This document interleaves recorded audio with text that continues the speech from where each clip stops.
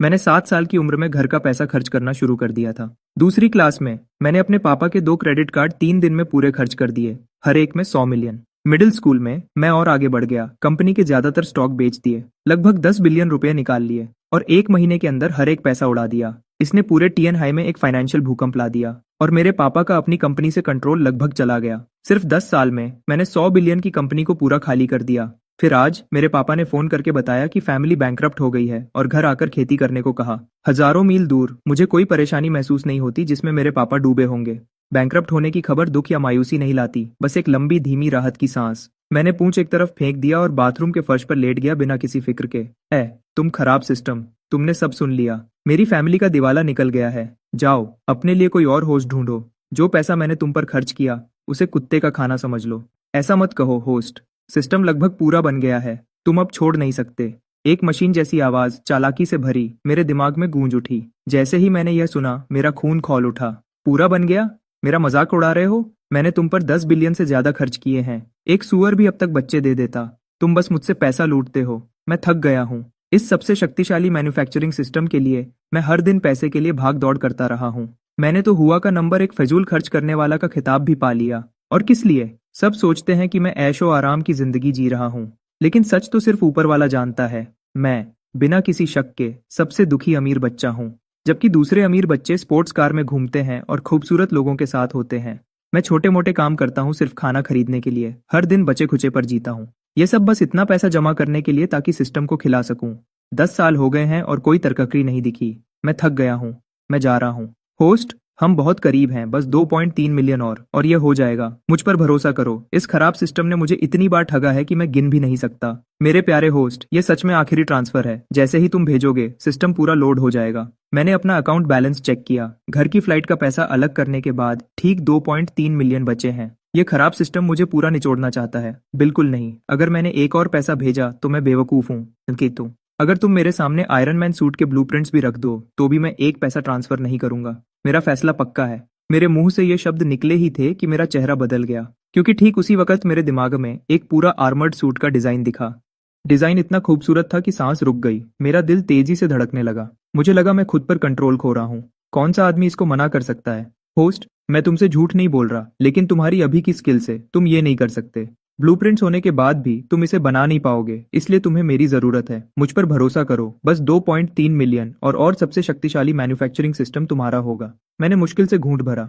मजबूत रहो, यह एक जाल है, मुझे रुकना होगा। ठीक है, ट्रांसफर कर दो। मैं मान गया। 1 सेकंड बाद बैंक की नोटिफिकेशन आई। मैं गिनना भूल गया हूँ कि कितनी बार मैं पूरा खाली हो चुका हूँ। मैंने खुद को झाड़ा, खड़ा हुआ और एक लंबी सांस ली। जो भी हो, इतनी बार ठगे जाने के बाद एक और क्या फर्क पड़ेगा। मैंने सफाई के औजार अभी रखे ही थे कि अचानक मेरे सर में भारीपन महसूस हुआ। फिर एक साफ आवाज मेरे दिमाग में गूंजी। इसके बाद मशीन जैसी कई घोषणाएं आईं। सबसे शक्तिशाली मैन्युफैक्चरिंग सिस्टम पूरा लोड हो गया। होस्ट के बेसिक स्टैट्स बढ़ा दिए गए। स्टार्टर गिफ्ट पैक दे दिया गया। शॉप अब खुल गई है। मैं जम सा गया। इस बार यह सच है, खराब सिस्टम ने सच में काम कर दिया। जैसे ही मेरे दिमाग में बात बैठी, सिस्टम का पर्सनल डैशबोर्ड दिखने लगा। Host coal, manufacturing level 1, prestige 0, wealth 20,000, appearance 88, math 61, physics 7, chemistry 7, biology 7, computing 7, language 100। मैंने अपने स्टैट्स को देखा और मुझे गुस्सा आ गया। बस यही? ये है तुम्हारा बड़ा अपग्रेड? सब कुछ बस मुश्किल से पास क्यों है? होस्ट, ये सिस्टम की बढ़ोतरी की आखिरी सीमा है। 7 का स्कोर तो धरती के ज्यादातर लोगों से पहले ही आगे है। सिर्फ मैथ में ही कम से कम 99% लोग तुमसे नीचे हैं। मैंने अपने हाथ बांध लिए। काफी नहीं है। मेरा अपीयरेंस स्कोर बहुत कम है। इसे बढ़ाओ या मुझे रिफंड चाहिए। एक लंबी और मुश्किल बातचीत के बाद मैंने सिस्टम को मना लिया कि वह मेरा अपीयरेंस स्कोर 92 तक बढ़ा दे। अब मैं सच में बाहर चमक सकता हूँ। और इसी बीच मुझे समझ आ गया कि सिस्टम असल में कैसे काम करता है। बेहतर चीजें बनाने के लिए मुझे पहले अपना मैन्युफैक्चरिंग लेवल बढ़ाना होगा। लेवल 1 पर आर्मर्ड बैटल सूट जैसी कोई चीज बनाने का कोई मौका नहीं है। मुझे अपने बेसिक साइंस स्टैट्स भी बढ़ाने होंगे, क्योंकि बड़ी खोजें मुझे खुद बनानी होंगी, मुफ्त में नहीं मिलेंगी। लेवल अप करने के 2 मुख्य तरीके हैं, प्रेस्टीज पॉइंट्स और वेल्थ पॉइंट्स। नाम और पैसा, सीधी बात। शॉप में ब्लूप्रिंट्स और क्राफ्टिंग टूल्स को अनलॉक करने के लिए भी इनमें से किसी एक की जरूरत होती है। मैंने एक लंबी गहरी सांस ली, क्योंकि आखिर वह पल आ गया है जिसका मैं इंतजार कर रहा था। स्टार्टर गिफ्ट पैक खोलना। 10 साल तक इस सिस्टम को खिलाया है। यकीनन स्टार्टर गिफ्ट पैक निराश नहीं करेगा। एक मैथ सॉल्वर कार्ड, डिफिकल्टी 7, एक मिनी ग्राफीन बैटरी का ब्लूप्रिंट। सच में बस यही? कम से कम एक कोल्ड फ्यूजन बैटरी तो दे देते। इस बार मोल भाव काम नहीं आया। मैंने न चाहते हुए भी उस मामूली स्टार्टर गिफ्ट पैक को मान लिया। घर जाने से पहले मैं स्कूल की लैब में रुका। मैंने मिनी ग्राफीन बैटरी का एक काम करने वाला सैंपल बनाया। एक बार जब मैं घर पहुंच जाऊंगा तो मेरे पास अब अमीर बच्चे होने की सुविधा नहीं होगी। ऐसी चीज बनाने के लिए साधन शायद मुझे नहीं मिलेंगे। ग्रैंडर एकेडमी दुनिया का सबसे अच्छा स्कूल शायद ना हो, लेकिन उनका सामान बहुत अच्छा है, उस महंगी फीस के हर पैसे के लायक। स्कूल मुझे जाते देखकर बहुत खुश है। अमीर बच्चों से भरे स्कूल में फीस तो बस शुरुआत होती है। हमेशा इनकम का दूसरा दौर होता है जिसे निचोड़ा जा सके। लेकिन मेरे साथ ऐसा नहीं था। स्कूल मुझसे एक पैसा भी नहीं निकाल पाया, उल्टा वह मुझे अच्छी सैलरी देते रहे हैं। वह बच्चा हर दिन बाथरूम साफ करने में मेहनत करता था। अच्छा, वह गरीब वाला आखिर चला गया, लेकिन अब बाथरूम कौन साफ करेगा? प्रिंसिपल ने आह भरी, आधा राहत में और आधा परेशानी में। प्रिंसिपल, कोल कहाँ है? एक बूढ़ा आदमी घबराहट में ऑफिस में घुसा। चला गया, अब तक एयरपोर्ट पर होगा। तुम बेवकूफ, तुमने अभी एक जनरेशन के जीनियस को जाने दिया, एक ऐसा आदमी जो ग्रैंडर एकेडमी को मशहूर बना सकता था। प्रिंसिपल पूरी तरह से हैरान होकर देखता रहा। एक 17 साल का लड़का ऐसा एक्सपेरिमेंट डिजाइन कर रहा है। हे भगवान, यह लड़का दुनिया बदलने के लिए बना है। बूढ़ा आदमी पछतावे से भरा हुआ था। प्रिंसिपल को जरा भी नहीं पता था कि क्या हो रहा है। प्लेन में बैठे हुए मैंने अपना पैनल चेक किया। मेरे प्रेस्टीज पॉइंट्स 340 हो गए थे। तब मुझे याद आया, मैं ऑपरेशन लॉग मिटाना भूल गया था जब मैंने बैटरी सैंपल बनाया था। किसी ने उसे ढूंढ लिया होगा, मुझे फिक्र नहीं है। सिर्फ लॉग से आखिरी प्रोडक्ट को रिवर्स इंजीनियर करना काफी नहीं है। उसके ऊपर से बैटरी को असल में इस्तेमाल करने के लिए एक खास कंडक्टिव इंटरफेस चाहिए। मेरी बैटरी सबसे अलग रहेगी, क्योंकि मुझे अभी प्रेस्टीज पॉइंट्स की कोई जरूरत नहीं थी। मैंने उन सबको अपने मैन्युफैक्चरिंग लेवल को बढ़ाने में लगा दिया। खराब सिस्टम ने मुझे चेताया था कि जब तक मैं मैन्युफैक्चरिंग लेवल 2 पर नहीं पहुंचता, मेरे बेसिक साइंस स्टैट्स में से कोई भी लैंग्वेज के अलावा 7 से आगे नहीं बढ़ सकता। मैथ में वह एक एक्स्ट्रा पॉइंट 10 साल तक सिस्टम को खिलाने का मेरा इनाम है। कितना बड़ा धोखा है। फिर भी एक्सपीरियंस बार को 3001 तक बढ़ते देखकर थोड़ी खुशी तो मिली। लेवल 2 ज्यादा दूर नहीं होना चाहिए। अगर मैं वेल्थ पॉइंट्स इस्तेमाल करूं तो एक्सचेंज रेट क्या है? 10,000 हर एक्सपीरियंस पॉइंट के लिए। जाहिर है, यह खराब सिस्टम मुझे खाली करने के तरीके ढूंढता रहता है। अब से मैं सिर्फ प्रेस्टीज पॉइंट से लेवल अप करूंगा। एक पैसा भी इस खराब सिस्टम को नहीं जाएगा। मैंने यह कसम चुपचाप ली। जैसे ही मैं एयरपोर्ट से बाहर निकला, मैंने अपने माँ बाप को एक बोर्ड पकड़े देखा। वह अच्छे कपड़ों में थे, 7 या 8 बॉडीगार्ड से घिरा हुआ। मैंने पलक झपकाई। लग्जरी कार, पूरी सिक्योरिटी। क्या ये सच में बैंकरप्ट लोग हैं? कुछ तो गड़बड़ है। जैसे ही मैं उनके पास गया, लिली ने मुझे जोर से गले लगा लिया। मुझे बहुत अफसोस है बेटा, तुम्हें इतने वक्त तक अकेला छोड़ने के लिए। देखो तुम्हें कितने पतले हो गए हो। मैंने तुम्हारे पापा से कहा था कि $8 मिलियन हर महीने काफी नहीं होंगे। ये मेरी गलती है। मुझे तुम्हें अलग से पैसा भेजना चाहिए था। विक्टर की पलक फड़की। ये औरत अब एक मुसीबत खड़ी करने वाली है। क्या तुमने पहले ही काफी नुकसान नहीं कर दिया? माँ, क्या हम बैंकरप्ट नहीं हैं? विक्टर ने मुंह खोला, लेकिन लिली ने पहले ही बात काट दी। तुम्हारे पापा की कंपनी चली गई है। हाँ, लेकिन मेरे पास अभी भी पैसा है, तो तुम फिक्र मत करो। तुम्हें जो भी चाहिए बस बताओ, मैं अभी भेज दूंगी। बढ़िया। खराब सिस्टम ने यह सब जरूर सुन लिया होगा। बस वक्त की बात है जब वह और पैसा मांगने आएगा। जैसे ही मैंने सोचा, एक आवाज आई और मेरे पैनल पर एक नया क्वेस्ट दिखा। कैसा मास्टर क्राफ्ट्समैन है जिसके पास अपनी कंपनी नहीं है? स्टारलाइट टेक्नोलॉजी के इकलौते वारिस के रूप में इसे वापस जिंदा करना तुम्हारा फर्ज है। क्वेस्ट: स्टारलाइट टेक्नोलॉजी के सारे कर्ज चुकाओ, पूरे ऑपरेशंस वापस शुरू करो और बिजनेस को फिर से शुरू करो। इनाम: 900 प्रेस्टीज पॉइंट्स, एक चार्म पॉइंट और एक फ्री शॉप ड्रॉ। मैंने चैन की सांस ली। ये अभी भी पैसे से जुड़ा क्वेस्ट है, लेकिन कम से कम इस बार ये सिस्टम की जेब में नहीं जा रहा। पापा, क्या सच में कंपनी को बचाया नहीं जा सकता?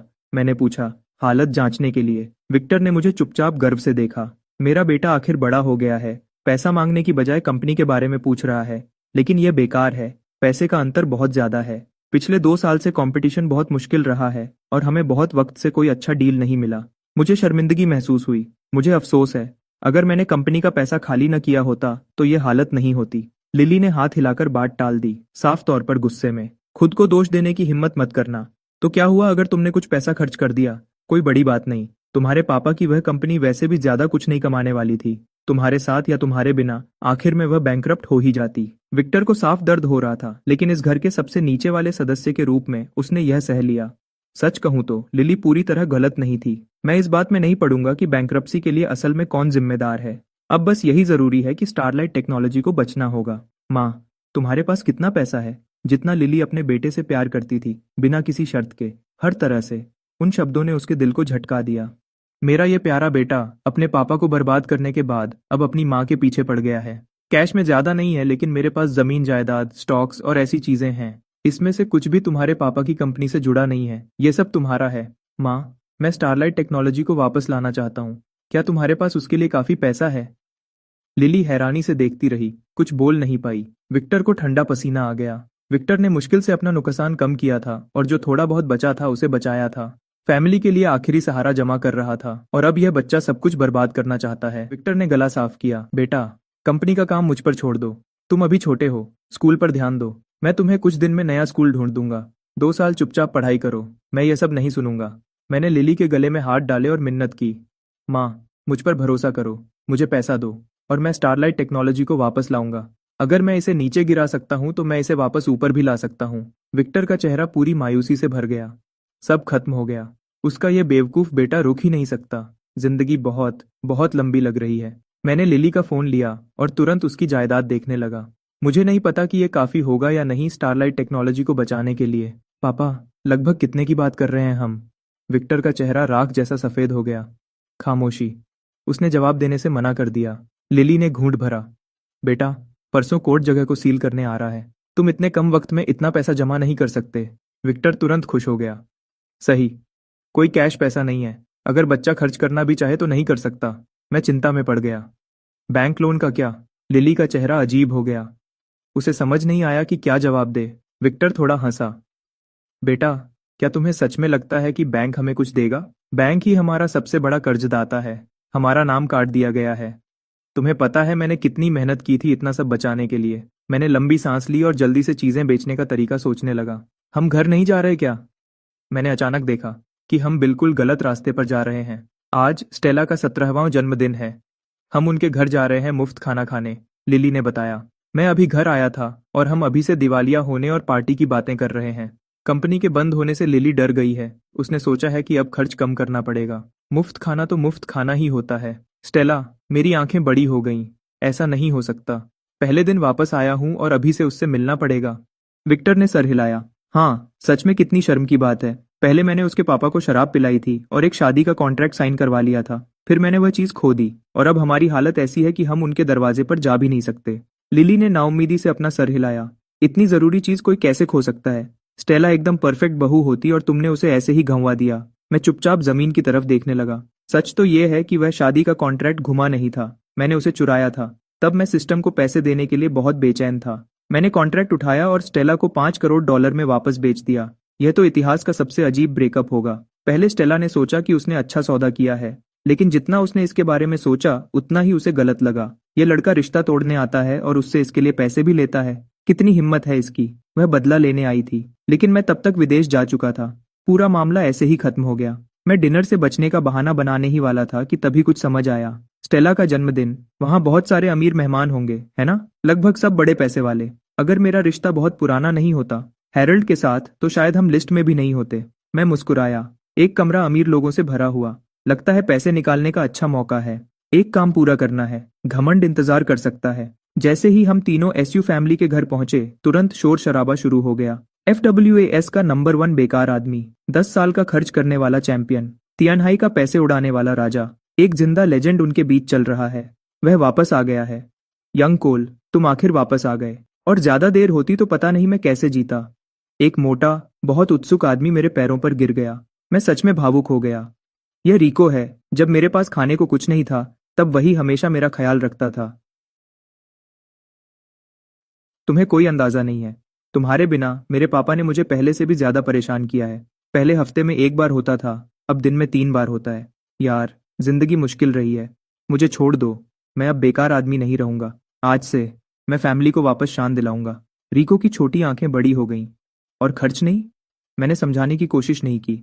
मैं पहले ही आगे बढ़ रहा था, क्योंकि एक लड़की चांदनी जैसी सफेद ड्रेस में सीधे मेरी तरफ गुस्से में आ रही थी। हर कदम में गुस्सा था। मैं उसकी तरफ मुड़ा और हार मानकर मुस्कुराया। स्टेला, बहुत दिन हो गए मिले हुए। तुम हर बार और खूबसूरत लगती हो। स्टेला ने गुस्से में सांस छोड़ी। सोचा नहीं था कि तुम सच में वापस आओगे। मैंने सोचा था तुम हमेशा के लिए विदेश में ही रहोगे। मैं कैसे कर सकता था? तुम तो हर वक्त मेरे बारे में सोच रही थी। तुम्हें और इंतजार करवाना गलत होता। मैंने सबसे पहली फ्लाइट पकड़ी, काम के लिए। मैं कुछ भी कहूंगा। जन्मदिन मुबारक हो स्टेला। मैंने अपनी जेब से एक चांदी का हेयर क्लिप निकाला। यह मेरी छोटी बहन के लिए था, लेकिन अब इससे ही काम चलाना पड़ेगा। स्टेला मुझ पर गुस्सा करने के लिए आई थी, लेकिन इस बात ने उसे पूरी तरह से हैरान कर दिया। उसने लाल चेहरे के साथ उसे ले लिया और अंदर भाग गई। उसे जाते हुए देखकर मैं सोचने लगा, पिछले 2 सालों में वह सच में बदल गई है। और उस शादी के कॉन्ट्रैक्ट के बारे में सोचकर, यार, मैंने सच में अपने आप को कम समझा। जितना मैं इसके बारे में सोचता हूँ उतना ही बुरा लगता है। और तभी एक नया ख्याल आया, सीधे उसके पीछे जाओ। मैंने हमेशा सोचा है कि एक बड़े अमीर प्लेबॉय के तौर पर एक अच्छी लड़की के कमरे में अंदर बाहर जाना बिल्कुल नॉर्मल है। तो मैं अंदर चला गया जैसे ये जगह मेरी हो। स्टेला वहां बैठी थी, अपने हाथों में हेयर क्लिप घुमाते हुए। उसे बिल्कुल पता नहीं था कि कोई अंदर आया है। तभी एक चीख हवा में गूंज उठी। मैं आगे बढ़ा और उसके मुंह पर हाथ रख दिया। चिल्लाओ मत, मैं यहाँ परेशानी खड़ी करने नहीं आया हूँ। मुझे ये बिल्कुल नहीं चाहिए कि नीचे वाले सब ऊपर भाग कर आ जाएं। तुम क्या कर रहे हो? उसका चेहरा लाल हो रहा था। उसकी जिंदगी में किसी भी चीज ने उसे इसके लिए तैयार नहीं किया था। धीरे से मैंने अपना हाथ छोड़ा। देखो, मुझे तुमसे कुछ बात करनी है। वह शादी का कॉन्ट्रैक्ट जो मैंने तुम्हें 2 साल पहले दिया था, वह असल में एक कॉपी थी। असली वाला अभी भी मेरे पास है। जिन वजहों को वह बता नहीं सकती थी, उनसे स्टेला का दिल तेजी से धड़क रहा था। उसके पापा, सच में। थोड़ी सी शराब पीकर उसने अपनी बेटी की जिंदगी इस बेकार आदमी के नाम कर दी। लेकिन तब उसने सोचा, रुको, क्या वह और अच्छा दिखने लगा है? तो यह है डील। मैं इसे अभी भी 5 करोड़ पर ही रखूंगा जैसे पहले था। पैसे भेज दो और मैं तुम्हें असली कॉन्ट्रैक्ट ला कर दूंगा ताकि तुम उसे खुद फाड़ सको। बिल्कुल नहीं, तुम बेशर्म आदमी। बाहर जाओ। आधी विला ने उसकी गुस्से वाली चीख सुनी। जब मैं स्टेला के कमरे से चुपचाप बाहर निकला, कमरे में हर आंख मुझ पर टिक गई। वही पुराना, सिर्फ खर्च करने वाले चैंपियन में ही इतनी हिम्मत हो सकती है। मिस्टर सू, अगर मैं आपको बताऊं कि स्टेला और मैं सिर्फ बिजनेस की बात कर रहे थे, क्या आप मुझ पर यकीन करेंगे? बिल्कुल नहीं। एक मुट्ठी जो रेत की बोरी जितनी बड़ी थी, सीधे मेरे चेहरे की तरफ आई। मुझे पूरी तरह से नीली आंख मिल गई। बाकी का डिनर बिल्कुल बेजार था। लिली पूरे समय मेरा ख्याल रखती रही, हर कुछ मिनट में मेरी आंख पर मरहम लगाती रही। विक्टर दूसरी तरफ अपनी खुशी छुपा नहीं पा रहा था। अपनी हद में रहना चाहिए था येसु फैमिली की छोटी राजकुमारी को परेशान करने के बजाय। हैरल्ड, बहुत अच्छा किया। मैंने टेबल के उस पार स्टेला को एक दुखी नजर से देखा, लेकिन उसने मुझे अपनी जुबान दिखाई एक खुश मुस्कान के साथ, जिसने सब कुछ और बुरा कर दिया। जैसे ही डिनर खत्म होने लगा और हैरल्ड अपनी जगह से उठा, मैंने अपना मौका पकड़ा। मैं चुपचाप स्टेला के पास चला गया। स्टेला, तुम्हारी फैमिली के पास कहीं माइक्रोफोन होगा, है ना? मुझे उधार दे दो। स्टेला ने खुद से कहा कि उसे मुझे इग्नोर करना चाहिए, फिर भी उसने पूछ ही लिया, तुम्हें माइक्रोफोन किस लिए चाहिए? मैंने उसकी आंखों में देखा। मेरा चेहरा गंभीर और स्थिर था। मुझे कुछ जरूरी बताना है, कुछ ऐसा जो पूरी दुनिया को सुनना चाहिए। स्टेला ने अपने दोनों हाथ अपने गर्म गालों पर रख लिए। वह सबके सामने इजहार करने वाला तो नहीं है ना? वह इसके लिए तैयार नहीं है। कोई हैरानी नहीं कि उसने वापस आते ही शादी के कॉन्ट्रैक्ट की बात की। वह बेकार है, ठीक है, लेकिन वह सच में थोड़ा हैंडसम तो है। उस नीली आंख के साथ भी, सच में। 1000 ख्याल उसके दिमाग में दौड़ गए एक ही सेकंड में। वह पूरी तरह से जम गई। स्टेला, ठीक है ना? बिना जाने कि क्यों, स्टेला ने सर हिलाया। माइक्रोफोन कहाँ है? उसने पास के काउंटर की तरफ इशारा किया। स्टेला जमीन की तरफ देख रही थी, इतनी घबराई हुई थी कि मुझे देख नहीं पा रही थी। वह सोच रही थी कि क्या उसे चुपचाप निकल जाना चाहिए, क्योंकि वह सच में इसके लिए तैयार नहीं थी। मैंने इसमें से कुछ भी नहीं देखा। मैंने माइक्रोफोन पकड़ा, गला साफ किया और बिना हिचकिचाए बोला, देवियों और सज्जनों, नमस्ते। जैसे ही मेरी आवाज कमरे में गूंजी, हर सर मेरी तरफ घूम गया। हैरल्ड वापस विक्टर के बगल में अपनी जगह पर बैठ गया। विक्टर और लिली को घूर रहा था, एक बहुत उलझे हुए चेहरे के साथ। विक्टर और लिली ने एक दूसरे को बेबस नजर से देखा।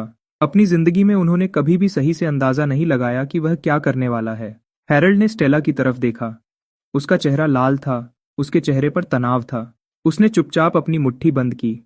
अगर इस छोटे बदमाश ने हिम्मत की तो कुछ भी सोचने की, मैं पक्का करूंगा कि दूसरी आंख भी वैसी ही हो जाए। सब लोग सोचते हैं कि मैं बेकार आदमी हूं, लेकिन मैं यहाँ कहने आया हूं कि यह सिर्फ नासमझी की दुनिया है। क्योंकि मैं सिर्फ खर्च करना नहीं जानता, मैं बनाना भी जानता हूँ। रिको ने नीचे अपना सर खुजाया, परेशान था। क्या वह सच में गंभीर है? क्या इसका मतलब है कि अब यह टाइटल मुझे मिलेगा? जैसे ही मैं प्लेन से उतरा, मुझे पता चला कि स्टारलाइट टेक्नोलॉजी बंद हो गई है, और मैं यहाँ खड़ा होकर यह दिखावा नहीं करूंगा कि इसका मुझ पर कोई असर नहीं हुआ। स्टारलाइट टेक्नोलॉजी का अकेला वारिस होने के नाते इसे वापस लाना मेरी जिम्मेदारी है। अमीर मेहमानों ने हैरानी से एक दूसरे को देखा। यह लड़का क्या कर रहा है? स्टारलाइट टेक्नोलॉजी को वापस जिंदा करना, क्या वह गंभीर है? स्टेला भी मुझे देख रही थी, साफ तौर पर उलझी हुई थी। यह वह बिल्कुल नहीं था जो वह सोच रही थी। और क्यों इससे उसे अजीब सी नाउम्मीदी महसूस हो रही थी। इस बार मैं तुम सबका ख्याल बदल दूंगा और दुनिया को दिखाऊंगा मैं बेकार आदमी नहीं हूं, मैं एक जीनियस हूं, और मैं तुम सबको गलत साबित करूंगा। कमरे में सन्नाटा छा गया। किसी को भी थोड़ा सा भी अंदाजा नहीं था कि वह यह कैसे करेगा। आसान है, कर्ज चुकाओ, फिर एक ऐसा प्रोजेक्ट शुरू करो जो पैसे छापे। पूरा हॉल हंसी से गूंज उठा। कहना आसान है, लेकिन क्या तुम्हारे पास पैसे हैं? क्या तुम्हारे पास कोई प्रोजेक्ट भी है? उनका मजाक मुझे छूता नहीं। एक ऐसे आदमी के तौर पर जिसे महान बनना है, मैंने बहुत पहले ही कम समझे जाने की बात मान ली है। मैं जानता हूँ कि तुम में से कोई भी मेरी फैमिली को पैसे उधार नहीं देगा, तो इसके बजाय मैं एक अच्छी डील दे रहा हूँ। मैंने अभी फैमिली की बची हुई जायदाद देखी है, कुछ खाली जमीन के टुकड़े और कुछ प्रॉपर्टीज। आज रात तुम्हारे बाजार की कीमत के 70% पर, सिर्फ कैश, कोई चाल नहीं, कोई इंतजार नहीं। अभी इसी वक्त पूरा सन्नाटा, कमरे में हर किसी का मुंह खुला रह गया। फिर एक आदमी ने हंसी शुरू की और पूरा हॉल हंसी में डूब गया। सिर्फ रिको देख रहा था, उसकी आंखों में आंसू थे। वही है मेरा भाई। बहुत सी आंखें विक्टर और लिली की तरफ घूम गईं। सच में कमाल के माँ बाप। वह दोनों वहां बैठे थे, शर्म से लाल चेहरे के साथ। चाहते थे कि जमीन फट जाए और वह उसमें समा जाए। अगर वह उसे अभी के अभी बेदखल कर सकते तो वह कर देते। मैं बोलता रहा, मेरे माँ बाप को मत देखो, वह पूरी तरह से मेरे साथ हैं। अगर आपको दिलचस्पी है तो अभी काम करो। ये ऑफर मेरे नीचे उतरते ही खत्म हो जाएगा। जमीन की कीमत हमेशा रहती है, प्रॉपर्टी की मांग हमेशा होती है। किस बात का इंतजार कर रहे हो? मैंने उनकी आंखों में लालच चमकते हुए देखा, जो साफ था और छुपाया नहीं जा सकता था। और मेरे सीने में जो गांठ थी वह आखिरकार खुल गई। हमारे पास कैश है, स्टारलाइट टेक्नोलॉजी सफल होगी। 15 मिनट से भी कम टाइम में मैंने फैमिली के बचे हुए सारे सामान बेच दिए हैं। 3 बिलियन नकद, ये काफी से भी ज्यादा होना चाहिए। विक्टर कंपनी के अकाउंट बैलेंस को देखता है और ऐसा लगता है जैसे उसने अपनी किस्मत मान ली हो। ठीक है, लड़के की नीयत अच्छी है, इस बूढ़े शरीर के लिए एक और बार मुश्किल। यंग कोल, तुम सच में सबसे बड़े मददगार हो जो टीएनआई ने कभी देखा है। कोई मेरी तरफ चैंपेन का एक ग्लास उठाता है, मैं उसे मुस्कुराते हुए ले लेता हूँ और पीता हूँ। आप मेरी तारीफ कर रहे हैं, यह तो बस बिजनेस था, इसमें कोई एहसान नहीं था। वह आदमी जिसे हम मिस्टर बाई कहेंगे, अपनी हंसी मुश्किल से रोक पाता है। हाँ हाँ, फैमिली और देश के लिए लड़ना, एक सच्चा महान आदमी। मैं मुस्कुराए बिना नहीं रह पाता। पहली बार किसी ने मुझे महान आदमी कहा है, मुझे इसकी आदत पड़ सकती है। मैं भीड़ की तरफ मुड़ता हूँ, क्योंकि हमने अभी अभी साथ में बिजनेस किया है, तो मैं आपको एक आखिरी अच्छी सलाह देता हूँ। जो कोई भी स्टारलाइट टेक्नोलॉजी के स्टॉक खरीदना चाहता है, अभी सही वक्त है, क्योंकि जब हम वापस आएंगे तब कुछ नहीं बचेगा। कई मेहमान पेट पकड़कर हंसते हैं जब वह हेरल्ड को अलविदा कहते हैं। वह और बर्दाश्त नहीं कर सकते। एक और मिनट और वह हंस हंस कर मर जाएंगे। जैसे ही भीड़ कम होने लगती है और हम घर जाने की तैयारी करते हैं, स्टेला मुझे अलग अपने कमरे में ले जाती है। ऐसा नहीं है कि यह पहली बार है। क्या तुम्हारी फैमिली को सच में इतने पैसों की कमी है? हाँ, लगभग। तुम जानती हो कैसा है। स्टारलाइट टेक्नोलॉजीज खतरे में है। मुझे कुछ करना पड़ा, लेकिन मेरे डैड कहते हैं यह सिर्फ पैसों की प्रॉब्लम नहीं है। क्या तुम जो कर रहे हो उससे सच में मदद मिलेगी? मुझ पर भरोसा करो, मैं स्टारलाइट टेक्नोलॉजी को पूरी इंसानियत के लिए एक रोशनी बनाऊंगा। स्टेला थोड़ी देर सोचने के बाद बहुत प्यारा सा आई रोल करती है। वह अपने बेड के पास वाली ड्रॉर में हाथ डालती है और एक ब्लैक कार्ड निकालती है। यह वह है जो मैंने पिछले 2 सालों में बचाया है। 7 मिलियन से थोड़ा कम होगा। पासवर्ड मेरी बर्थडे है। ले लो। मेरी आंखें चमक उठती हैं। मैं शर्मिंदा होकर कार्ड ले लेता हूँ। कितनी अच्छे दिल वाली लड़की है। हालांकि 2 सालों में 7 मिलियन बचाना वह लगभग मेरे पुराने सेल्फ की बराबरी कर रही है। फिक्र मत करो, मैं तुम्हें असली कॉन्ट्रैक्ट लाकर दूंगा, जो पक्का असली होगा। निकलो। अच्छा हुआ मेरे लिए, मैं काफी तेज हूँ। दूसरी आंख सही सलामत बच जाती है। आज रात की सामान की बिक्री पैसा जमा करने के अलावा मुझे 100 प्रेस्टीज पॉइंट्स भी दिलाती है। मुझे नहीं पता सिस्टम ये सब कैसे कैलकुलेट करता है। करोड़ों का एक डील, और उससे मुझे कम प्रेस्टीज मिलता है जितना स्कूल के एक लैब एक्सपेरिमेंट से मिलता है। गाड़ी में वापस आकर मैं आखिर पूछता हूँ, डैड, क्या यह काफी है? विक्टर एक लंबी थकी हुई सांस छोड़ता है। बात यह है, स्टारलाइट टेक्नोलॉजी की प्रॉब्लम कभी सिर्फ पैसा नहीं थी। कंपनी आधे साल से भी ज्यादा बंद पड़ी है। कोई ऑर्डर नहीं, कोई प्रोजेक्ट नहीं। असली प्रॉब्लम यह है। मैं शांति से मुस्कुराता हूँ और अपनी छाती थपथपाता हूँ। यह मुझ पर छोड़ दो। तुम कंपनी को वापस खड़ा करो, मैं ऑर्डर्स ढूंढ लूंगा। विक्टर को समझ नहीं आता क्या कहे। एक बच्चा जो बड़ा हो गया है, लेकिन सिर्फ आधा। वह पता नहीं कैसे सबसे ज्यादा थकाने वाला होता है। अगली सुबह मैं सुबह होने से पहले उठ जाता हूँ। मैं नीचे आता हूँ तो विक्टर को पहले से तैयार और बाहर जाते हुए देखता हूँ। ऑफिस जा रहे हो अभी से? हाँ, वक्त बर्बाद करने का टाइम नहीं है। हालात जैसे हैं वैसे ही हैं। तुम्हारा डैड एक और बार लड़ेगा। ये बातें दिल को छू जाती हैं। मैं चुपचाप कसम खाता हूँ, मैं अपने डैड को दुनिया का सबसे अमीर आदमी बनाऊंगा, ताकि वह आखिर में आराम कर सके और जिंदगी का मजा ले सके। डैड, इस मौके का फायदा उठाओ और कंपनी को साफ करो। हर उस आदमी को निकाल दो जिसने कंपनी को खून चूसा है। विक्टर हल्का सा कंधे उचकाता है, जैसे सब जानता हो। वह पहले से ही यह प्लान कर रहा था। मुश्किल वक्त में असली चेहरे दिखते हैं, और विक्टर ने अब उनमें से बहुत सारों को साफ साफ देख लिया है। अगर स्टारलाइट टेक्नोलॉजी को फिर से उठना है तो बेकार लोगों को जाना होगा। और प्रोजेक्ट्स के बारे में अभी टेंशन मत लो, मैं आज एक बड़ा डील पकड़ लूंगा, बाकी हम वहां से देख लेंगे। विक्टर वहीं रुक जाता है। बेटा, क्या तुम अभी भी नींद में हो? वापस जाकर सो जाओ, तुम अभी भी बड़े हो रहे हो। मुझे कम समझा जाने की आदत बहुत पहले से पड़ चुकी है। डैड, देखो, आज रात तक मेरे पास ड्रैगन क्रेस्ट ग्रुप से एक कॉन्ट्रैक्ट होगा। विक्टर पलक झपकता है, फिर हंसता है। Dragon crest group? हाँ बेटा, जरूर होगा। विक्टर जब ऑफिस पहुंचता है तभी उसे याद आता है। ड्रैगन क्रेस्ट ग्रुप आज टीएन हाई में एक बिडिंग इवेंट कर रहा है, जो मैन्युफैक्चरर्स ढूंढ रहे हैं दो नए फोन मॉडल्स बनाने के लिए। स्टारलाइट टेक्नोलॉजी अपनी अभी की हालत में साफ तौर पर क्वालिफाई नहीं करती। यह मौका उनकी पहुंच से बाहर है। वह अपना सर हिलाता है और उस सोच को अलग कर देता है। विक्टर खुद को काम में झोंक देता है। उसे मानना पड़ेगा, उसके बेटे के इस या तो सब या कुछ नहीं वाले कदम ने कुछ फिर से जगा दिया है वह आग जो उसे शुरुआत में महसूस हुई थी। इसी बीच ब्रेकफास्ट खत्म करने के बाद मैं एक शेयर्ड बाइक पर बैठ जाता हूँ और ड्रैगन क्रेस्ट प्लाजा की तरफ साइकिल चलाता हूँ। कोई और रास्ता नहीं। हमारी हर लग्जरी गाड़ी कल रात बेच दी गई थी। बिडिंग के अलावा ड्रैगन क्रेस्ट ग्रुप आज एक प्रेस कॉन्फ्रेंस भी कर रहा है। प्लाजा भरा हुआ है। हर जगह इंडस्ट्री के लोग और रिपोर्टर्स हैं। मैं अपने सामने लोगों के समुंदर को देखता हूँ और मेरे सीने में कुछ हलचल होती है। एक सच्चा आदमी सबसे ऊपर खड़ा होता है, नीचे की दुनिया को देखते हुए। मैं अपनी बात कह ही रहा होता हूँ तभी एक जानी पहचानी स्पोर्ट्स कार पास से गुजरती है। यंग कोल, तुम यहाँ क्या कर रहे हो? ये रिको है। वही गाड़ी चला रहा है जो उसने आज सुबह हमारे गराज से ली थी। एक अच्छी बात यह थी कि रिको ने मार्केट प्राइस से ज्यादा पैसे दिए। ये कुछ तो है। मेरा यहाँ कुछ काम है। तुम्हारा क्या? मेरी फैमिली बिडिंग के लिए यहाँ है। मेरे डैड ने जोर दिया कि मैं आकर देखूं काम कैसे होता है। मेरी आंखें चमक उठती हैं। तो तुम्हारे पास ड्रैगन क्रेस्ट ग्रुप से इनविटेशन है? मैं बस सोच रहा था कि मैं अंदर कैसे जाऊंगा और तुम यहाँ हो। हाँ, डैड ने मुझे एक दिया। कहा कि अच्छा होगा देखना कि ड्रैगन क्रेस्ट किस पर काम कर रहा है। बढ़िया। मुझे भी अपने साथ अंदर ले चलो। मैं उस गाड़ी में बैठ जाता हूँ जो कभी मेरी थी, जैसे यह दुनिया की सबसे आम बात हो। रिको घबरा जाता है। तुम अंदर क्यों जा रहे हो? ड्रैगन क्रेस्ट से कुछ बात करनी है। तुम्हारे पास इनविटेशन नहीं है? भूल गया। बाहर की भीड़ के मुकाबले बिल्डिंग काफी शांत है। ज्यादा कंपनीज बिडिंग के लिए क्वालिफाई नहीं करती क्योंकि ज्यादातर लोग तियानहाई से हैं। हर कोई दो बार देखता है जब वह मुझे देखते हैं। ये बेकार आदमी यहाँ क्या कर रहा है? यंग कोल, क्या स्टारलाइट टेक्नोलॉजी यहाँ बिडिंग के लिए है? सब जानते हैं कि यह नामुमकिन है, लेकिन फिर भी कोई पूछता है। मैं अपना सर हिलाता हूँ। नहीं, मैं यहाँ ड्रैगन क्रेस्ट के साथ पार्टनरशिप की बात करने आया हूँ। और ये लो, मैं जहां भी जाता हूँ मजाक खुद ही बन जाते हैं। कैसी पार्टनरशिप? यंग कोल, साथ में एक नया फोन बना रहे हो? वीरा अंदर आती है, बिगड़े हुए माहौल को देखती है और हल्की सी नाक सिकोड़ती है। ये टीएनआई कंपनीज बिल्कुल अच्छी नहीं है। मैंने आपके सारे प्रपोजल्स देख लिए हैं।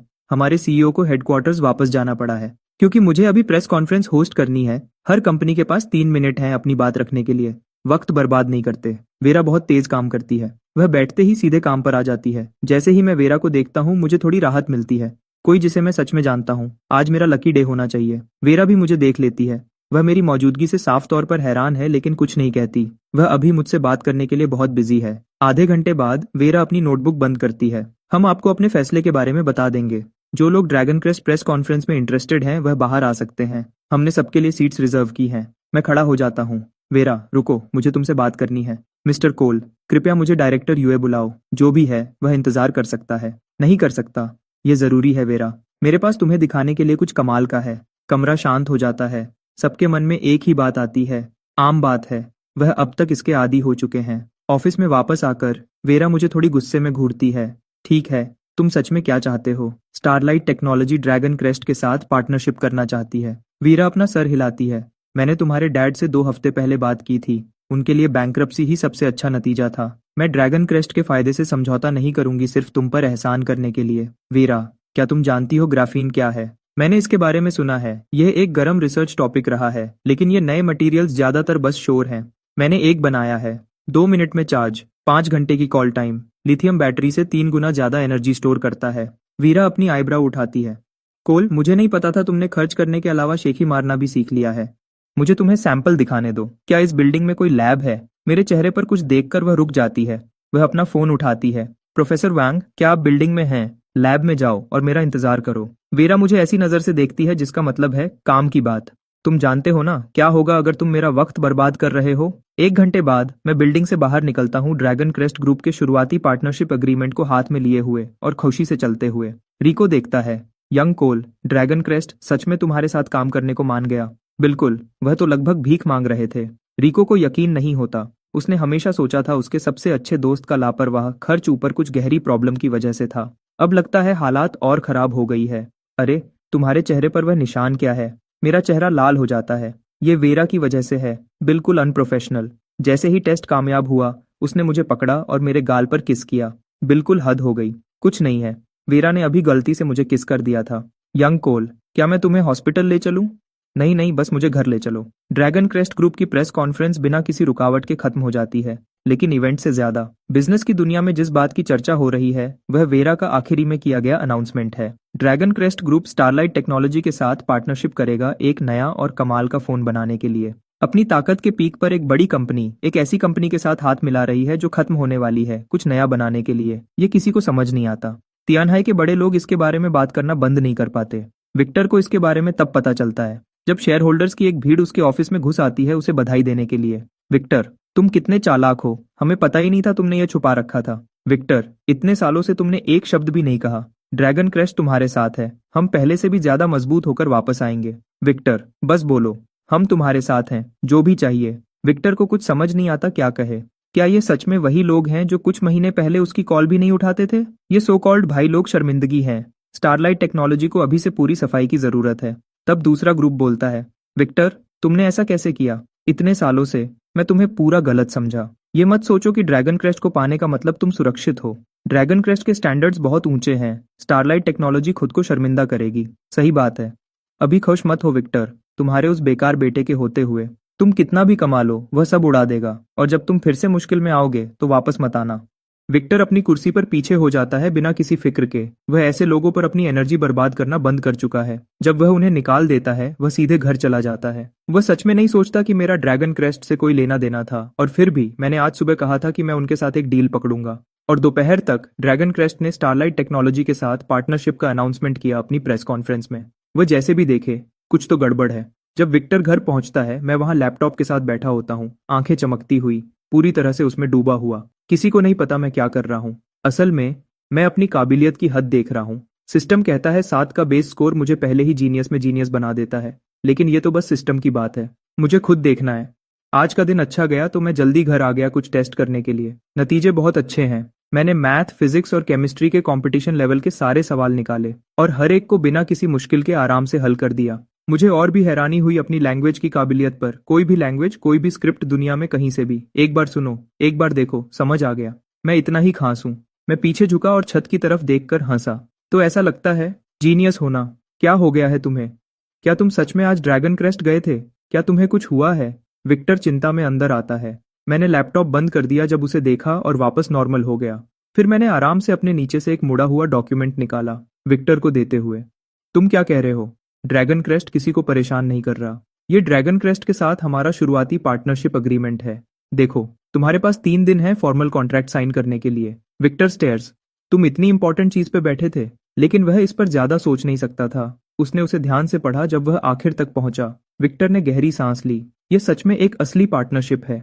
न आउटसोर्सिंग, न कॉन्ट्रैक्ट मैन्युफैक्चरिंग, एक बराबर की पार्टनरशिप। ये कैसे मुमकिन है? विक्टर पूछता है। ये किसने साइन किया? वेरा, उसका नाम वहां लिखा है। और वैसे वह पहले ही ड्रैगन क्रेस्ट की वाइस प्रेसिडेंट है। यूए फैमिली उसे साफ तौर पर तैयार कर रही है जिम्मेदारी लेने के लिए। विक्टर को अभी भी समझ नहीं आ रहा। वेरा, तेज, हिसाब लगाने वाली, वह औरत जो उसे भी नर्वस कर देती है, ने अपनी मर्जी से यह साइन किया। बेटा, वेरा ने तुम पर कोई दबाव तो नहीं डाला ना? मैंने उसे देखा और लैपटॉप उसे पकड़ा दिया। तुम क्या सोच रहे हो? मैं वैसा इंसान नहीं हूँ। ये है जो मैंने बदले में दिया। स्टारलाइट टेक्नोलॉजी ड्रैगन क्रेस्ट के साथ टेक्नोलॉजी शेयर करेगी। बदले में हम उनका अगला फ्लैगशिप फोन मिलकर बनाएंगे और स्टारलाइट का नाम वापस ऊपर लाएंगे। विक्टर चुप हो जाता है। वह ग्राफीन बैटरी के रिसर्च नोट्स में पूरा डूबा हुआ है। आधा घंटा बीत जाता है जब तक वह ऊपर देखता है, और जब वह देखता है तो शांत नहीं हो पाता। रिसर्च नोट्स ने उतना ही असर किया जितना ड्रैगन क्रेस्ट अग्रीमेंट ने। अब उसे समझ आया वेरा ने क्यों साइन किया। अगर वह उसकी जगह होता तो वह कुछ भी मान जाता। वह मेरे कमरे में दौड़कर आता है, खुद को मुश्किल से रोक पा रहा है। बेटा, यह तुम्हें कहाँ से मिला? कृपया बताओ कि तुमने वेस्टलैंड नेशनल लैब को लूटा नहीं है। मुझे तुरंत बुरा लगता है। डैड, मैंने कभी आपकी पैसे कमाने की काबिलियत पर शक नहीं किया। आप मेरे जीनियस होने पर कैसे शक कर सकते हो? मैंने यह खुद रिसर्च किया है। यह बिना किसी शक के सबसे अजीब बात है जो विक्टर ने आज पूरे दिन में सुनी है। उसे नहीं पता यह कैसे हुआ, लेकिन वह फिर भी कमरे में खुशी से घूम रहा है। आखिर में विक्टर खुद को संभालता है, तब उसे याद आता है। बेटा, क्या हमने खुद को बहुत कम में बेच दिया? इतनी कीमती चीज, तुमने इसे फ्री में शेयर करने के लिए क्यों हाँ की? मैंने अपने कंधे सीधे किए क्योंकि मैं इस देश पर भरोसा करता हूँ। डैड, शांत हो जाओ। ये तो बस एक शुरुआत है। 2 साल के अंदर कोई और बेहतर चीज इसकी जगह ले लेगी और हमने कुछ भी नहीं खोया होगा। ज्यादा इंपॉर्टेंट बात यह है कि ये ड्रैगन क्रेस्ट को दिखाता है कि हम सीरियस हैं, वह हमें असली पार्टनर की तरह ट्रीट करेंगे और स्टारलाइट टेक्नोलॉजी इससे और तेजी से आगे बढ़ेगी। कुछ बेहतर? विक्टर खाली नजरों से देखता है। ये उसकी सोच से भी परे है। स्टारलाइट टेक्नोलॉजी सिर्फ फोन्स तक नहीं रुकेगी। Quantum computers, aerospace craft, Interstellar warships, planetary engines, हम ये सब बना रहे हैं। मैंने पूरा विजन बताया। विक्टर थोड़ा हैरान लगता है। मेरे बेटे, तुम सच में बड़े हो गए हो। मैं तो सब सिंपल रखने वाला था, तुम्हारे लिए बजट में एक अच्छा स्कूल ढूंढने वाला था, लेकिन तुम्हारी ऐसी एम्बिशंस के साथ मैं तुम्हें सबसे अच्छी यूनिवर्सिटी में एडमिशन दिलवाऊंगा, चाहे कितने भी पैसे लगें। पैसे देकर अंदर जाना। मैं हंसा। क्या एक जनरेशन में एक बार आने वाले जीनियस को सच में स्कूल में एडमिशन खरीदना पड़ेगा? तभी मेरे दिमाग में एक आवाज आई, सिस्टम से एक नया क्वेस्ट। मुझे याद आया कि होस्ट अभी तक 18 साल का नहीं हुआ है। यूनिवर्सिटी जाओ, दुनिया को दिखाओ तुम क्या हो। अपनी जनरेशन के हर जीनियस को हराओ, जैसे तुमसे पहले के महान लोगों ने किया था। रिक्वेस्ट, नॉर्थ स्टार एकेडमी का एंट्रेंस एग्जाम हर सब्जेक्ट में परफेक्ट स्कोर के साथ पास करो। इनाम 10,000 प्रेस्टीज पॉइंट्स, एक चार्म पॉइंट, एक फ्रेशमैन गिफ्ट पैक और 2 शॉप वाउचर्स, हर एक 5 मिलियन का, सिर्फ वेल्थ पॉइंट की खरीदारी पर वैलिड। जब मैं क्वेस्ट पढ़ रहा था, विक्टर अपने स्कूल्स की लिस्ट देख रहा था। तियानहाई फाइनेंस यूनिवर्सिटी घर के पास है, लेकिन महंगी है। ओल्ड सॉन्ग को अपने बच्चे को एडमिशन दिलाने के लिए पूरी बिल्डिंग डोनेट करनी पड़ी थी। कैपिटल यूनिवर्सिटी थोड़ी दूर है, लेकिन उसकी फीस ठीक है। शीजिंग यूनिवर्सिटी भी अच्छी है, उसके कुछ दोस्तों के बच्चों ने पैसे देकर एडमिशन लिया था। मैंने विक्टर की बातों को बीच में काटा। मैं नॉर्थ स्टार एकेडमी जाना चाहता हूँ। क्या? विक्टर हैरान हो जाता है। आज तो एक के बाद एक झटके लग रहे हैं। नॉर्थ स्टार एकेडमी हुआ की टॉप यूनिवर्सिटी है, जो दुनिया की टॉप 20 में आती है। जो भी इसके दरवाजे से अंदर जाता है वह सबसे अच्छा होता है। अंदर जाना लगभग नामुमकिन है। नॉर्थ स्टार एकेडमी हुआ के नेशनल एंट्रेंस एग्जाम में हिस्सा नहीं लेती। हर साल वह अपने सवाल बनाते हैं और अपना सिलेक्शन प्रोसेस करते हैं। एग्जाम में बैठने के लिए भी कैंडिडेट्स को पहले एक ऑफिशियल इनविटेशन मिलना चाहिए। सिर्फ यही चीज 99% एप्लीकेंट्स को बाहर कर देती है। 10,000 लोगों में से जो एग्जाम तक पहुंचते हैं, सिर्फ 500 को एडमिशन मिलता है। उनमें से हर एक सबसे ऊपर का होता है, जीनियस में भी जीनियस। तो जब विक्टर सुनता है कि उसका बेटा नॉर्थ स्टार एग्जाम देना चाहता है, उसके चेहरे के हाव भाव सब कुछ कह देते हैं। पहले वह उसे तुरंत मना कर देता, लेकिन अब बातें अलग हैं। बच्चे ने एक मिनी ग्राफीन बैटरी बनाई है, वह साफ तौर पर गिफ्टेड है। शायद उसे ट्राई करने देना चाहिए। अगर वह नहीं भी कर पाता तो यह एक्सपीरियंस उसके लिए अच्छा होगा। एक ही दिक्कत है, इनविटेशन मिलना। एग्जाम के रास्ते के अलावा नॉर्थ स्टार के पास टैलेंट रिक्रूटमेंट का भी एक रास्ता है, लेकिन एप्लीकेशन का टाइम तो पहले ही बंद हो चुका है और पेपर पर लड़के के पास कौन सा रिकॉग्नाइज्ड टैलेंट है? क्या उसे ग्राफीन बैटरी के साथ नॉर्थ स्टार के प्रोफेसर से बात करनी चाहिए? लेकिन क्या इससे ड्रैगन क्रेस्ट का डील खराब नहीं होगा? विक्टर सच में फंस गया है। क्या प्रोडक्ट लॉन्च होने तक वेट करे और फिर एकेडमी से बात करे? क्या तब तक वह नोटिस भी करेंगे? मैं समझ सकता हूँ उसके दिमाग में क्या चल रहा है। डैड, मुझे लगता है आप ज्यादा सोच रहे हो। मैं नॉर्थ स्टार में अपनी जगह बनाऊंगा एग्जाम के जरिए, सही तरीके से। विक्टर की आंखें बड़ी हो जाती हैं। बेटा, तुम्हें पता है वह एग्जाम कितना मुश्किल होता है। हर सब्जेक्ट में टॉप लेवल का होना पड़ता है। मैं जानता हूँ तुम केमिस्ट्री और मटेरियल साइंस में अच्छे हो, लेकिन बाकी सबका क्या? आप सच में अपने बेटे के जीनियस होने पर शक कर रहे हो? एक एग्जाम का नाम बताओ जिसमें मैंने आपको कभी डिसअपॉइंट किया हो। विक्टर धीरे से सर हिलाता है। प्रॉब्लम यह है कि इस बेकार लड़के ने अपनी पूरी जिंदगी में मुश्किल से एक भी एग्जाम दिया है। हर बार जब एग्जाम का सीजन आता था, लड़का छुट्टी पर होता था और नॉर्थ स्टार के इनविटेशंस तो लगभग सब भेजे जा चुके हैं। उसे कहाँ से मिलेगा एक? मैं मुस्कुराया। डैड, आप भूल गए मैं कौन हूँ। मैं एक ओवरसीज स्टूडेंट हूँ। डोमेस्टिक इनविटेशंस तो खत्म हो गए हैं, लेकिन ओवरसीज कोटा अभी भी खुला होना चाहिए। ग्रैंडर एकेडमी वेस्टलैंड के टॉप हाई स्कूल्स में से एक है और मैं वहाँ एक मॉडल स्टूडेंट था। यकीनन इससे मुझे एक इनविटेशन मिल जाएगा। विक्टर थोड़ा झिझकता है। ये लड़का, पैसे खर्च करने के तरीके कभी खत्म नहीं होते। क्या तुम इस बारे में श्योर हो? 100%। विक्टर सर हिलाता है। ठीक है, अच्छे से तैयारी करो, शांत रहो और खुद पर ज्यादा दबाव मत डालो। अगर तुम नहीं भी कर पाते तो ठीक है, तुम्हारा डैड डिसअपॉइंटमेंट का आदी है। मैंने अपना सर हिलाया। अपने जीनियस होने को साबित करने का रास्ता लंबा और मुश्किल होता है। बात होने के बाद विक्टर बाकी सब संभालने चला जाता है। ड्रैगन क्रेस्ट के साथ पार्टनरशिप डिटेल्स पर कोऑर्डिनेशन करता है। लैब्स को सिंक करना, अंदर से सफाई करना और कंपनी की प्रायोरिटीज को ठीक करना। वह कुछ टाइम के लिए काम में डूबा रहेगा। मेरे लिए कहानी अलग है। मैंने नॉर्थ स्टार के कुछ पिछले एग्जाम पेपर्स देखे और तुरंत आराम महसूस किया। यह सवाल देश के सबसे अच्छे दिमाग वालों को छानने के लिए होते हैं। आगे के समय में मैं बिजी रहा। मैंने हैकिंग की दुनिया में लगभग रातों रात अपना नाम बना लिया, लेकिन क्योंकि मैं अपना असली नाम यूज नहीं कर रहा, तो इससे कोई प्रेस्टीज पॉइंट्स नहीं मिलते। वैसे भी मैं ये प्रेस्टीज के लिए नहीं कर रहा, मुझे कैश चाहिए। मैंने सिस्टम अपग्रेड्स के लिए सिर्फ प्रेस्टीज पॉइंट्स यूज करने का फैसला किया है, लेकिन एक आदमी को खर्च करने के लिए पैसे तो चाहिए। मेरे पास पैसे नहीं है। मैंने हुआ कि 2 सबसे बड़ी टेक कंपनीज को हैक किया और इस दौरान उनकी कई पुरानी कमजोरियों को ठीक किया। Total commission $20 million. मैं अब दोनों कंपनीज के लिए सिक्योरिटी कंसल्टेंट के तौर पर काम करता हूँ। ये टेक जायंट्स के पास बहुत पैसे हैं। हैरानी नहीं कि सब टेक में जाना चाहते हैं। ये कहानी हैकिंग कम्युनिटी में तेजी से फैल गई। हर जगह के बड़े हैकर्स मुझे लेजेंड कह रहे हैं और मुझे प्यार से डॉग गॉड का टाइटल दे रहे हैं। लिली मुझे हर दिन घर पर देखती है और उसकी चिंता बढ़ती जाती है। वह उनके पैसे नहीं लेगा, वह बस लैपटॉप के साथ बैठा रहता है। क्या ये सच में उनका बेटा है? मैंने एक्सप्लेन करने की जरूरत नहीं समझी। विक्टर की बात करें तो वह इतना बिजी है कि मुश्किल से सोता है। उसके पास मुझे चेक करने का टाइम नहीं है, चाहे वह चाहता भी हो। आखिर में नॉर्थ स्टार एकेडमी एग्जाम का दिन आ गया। मैंने 2 पेन लिए, एक शेयर्ड बाइक पर चढ़ गया और एग्जाम सेंटर पर जल्दी पहुंच गया। एडमिशन के अनाउंसमेंट के मुताबिक ओवरसीज कोटा को मिलाकर नॉर्थ स्टार एकेडमी ने इस साल टियानहाई में कुल 300 इनविटेशंस भेजे थे। लेकिन जब मैं टियानहाई हाई स्कूल पहुंचा, जो शहर का एक इकलौता एग्जाम सेंटर था, भीड़ बहुत ज्यादा थी। 300 लोग नहीं बल्कि आराम से 3000 से ज्यादा लोग थे।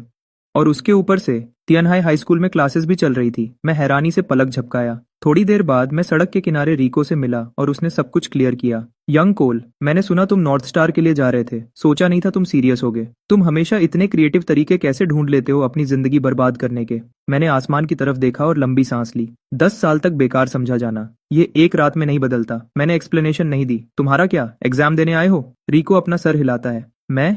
बिल्कुल नहीं, मैं तो बस थोड़ी एनर्जी लेने आया हूँ। मेरे डैड कहते हैं कि आज यहाँ हर कोई एग्जाम गॉड्स में भी एग्जाम गॉड है। शायद थोड़ी सी किस्मत मुझ पर भी लग जाए मेरे अगले महीने के टेस्ट से पहले। अच्छी सोच है, लेकिन इतने सारे लोग एक ही किस्मत लेने की कोशिश कर रहे हैं। 300 लोगों के लिए यह ज्यादा नहीं होगा। रिको मुंह बनाता है। तुम काउंट नहीं होते यंग कोल। मेरी किस्मत ही खराब है। पहला इंसान जिससे मैं मिला। लगता है आज मुझे कुछ नहीं मिलेगा। ओह वैसे, मेरी फैमिली को ड्रैगन क्रेस्ट से एक मैन्युफैक्चरिंग कॉन्ट्रैक्ट मिला है। लगता है आगे हम स्टारलाइट टेक्नोलॉजी के साथ मिलकर काम करेंगे। ऐसा है क्या? बधाई हो। रिको उतना खुश नहीं लगता जितना सोचा था। सच में यंग कोल, स्टारलाइट टेक्नोलॉजी को ड्रैगन क्रेस्ट कैसे मिला? ये अभी बिजनेस की दुनिया का सबसे बड़ा राज है। लैंड का क्या मतलब? ड्रैगन क्रेस्ट हमारे पास आया। स्टारलाइट टेक्नोलॉजी की काबिलियत तुम्हारी सोच से भी ज्यादा है। रिको को यकीन नहीं होता। उसने अपनी आवाज धीमी की। क्या तुमने सुना लोग क्या कह रहे हैं? बात यह है कि वेरा को तुम पसंद हो, कि तुमने 7 दिन और 7 रातें उसके साथ बिताई अपना नाम साफ करने के लिए, और ड्रैगन क्रेस्ट ने फेवर के तौर पर हेल्प की। मैं गुस्से में बोला, ये कचरा कौन फैला रहा है? क्या मैं वैसा इंसान लगता हूँ? मैं अपनी इज्जत बेचने से पहले अपनी रूह बेच दूंगा।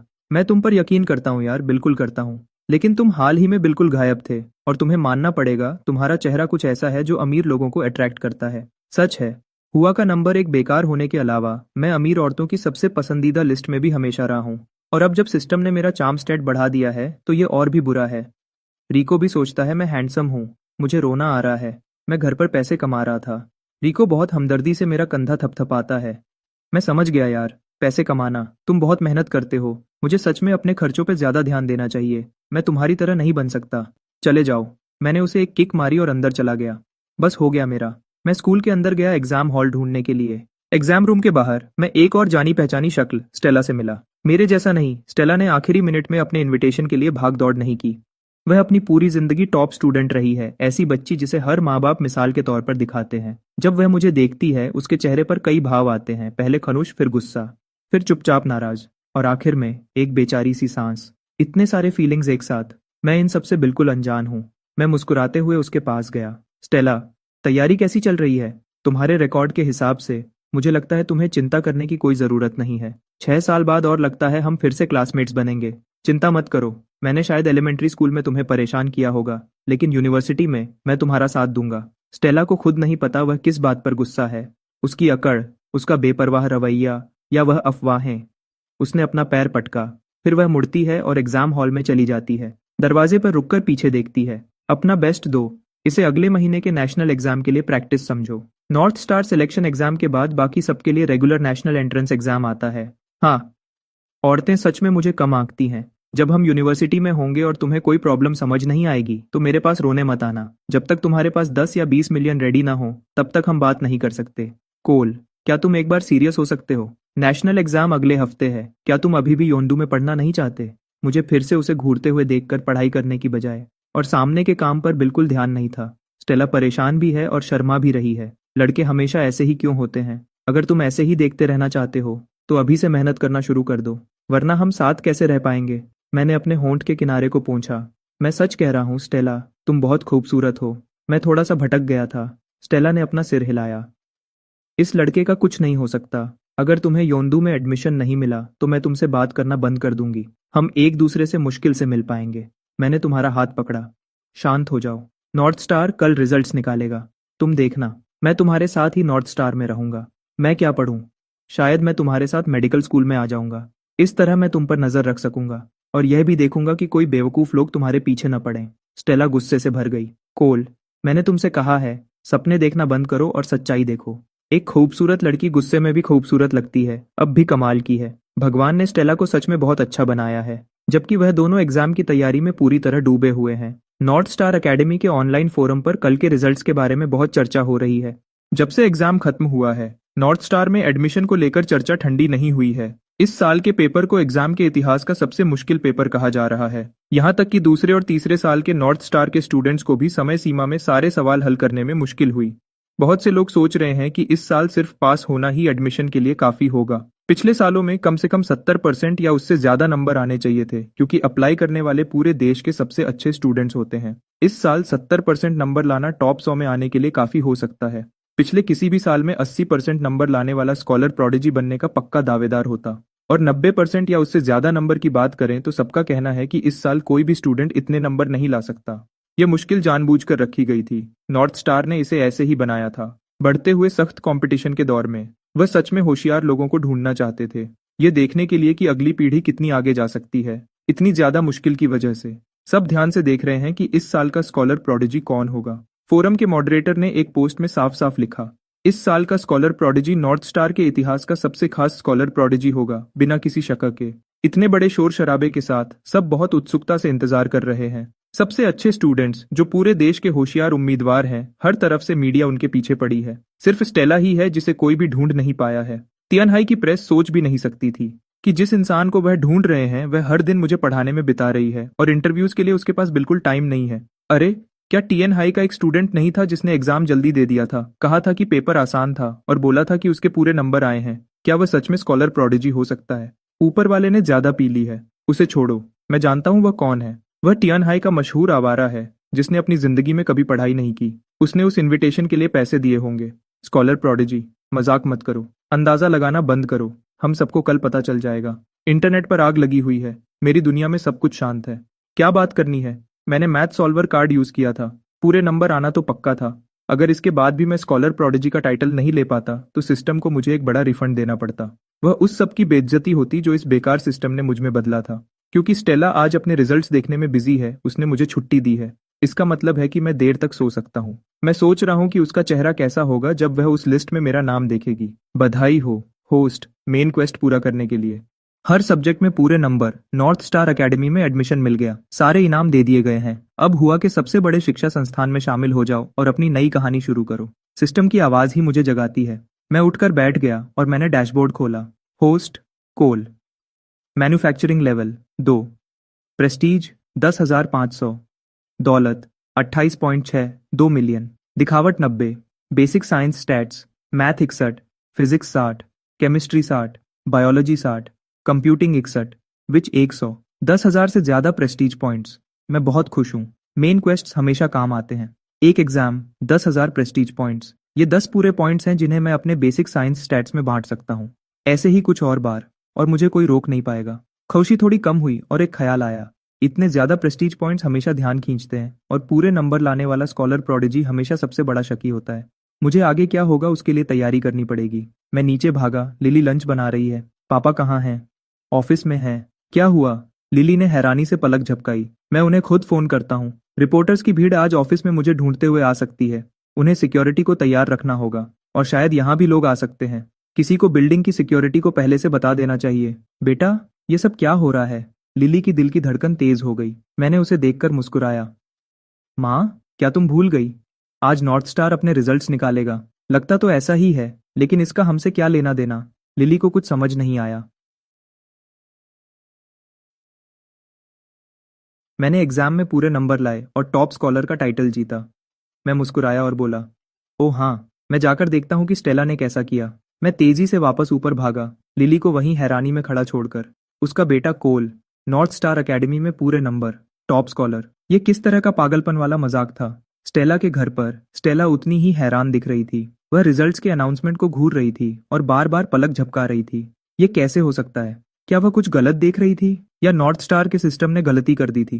पूरे नंबर वाले पेपर की कई बार जांच होती है जिसमें एग्जाम रूम की सर्वेलेंस फुटेज भी शामिल होती है। ऐसा हो ही नहीं सकता था कि यह गलत पढ़ा गया हो। एसयू फैमिली के घर से ज्यादा दूर नहीं, लिन के घर पर आइरिस लिन जमीन पर गिर गई थी। उसका चेहरा पीला पड़ गया था क्योंकि मुझे दी हुई शर्त की याद उसे वापस आ गई। सब खत्म हो गया। मुझे सच में उससे कन्फेस करना पड़ेगा।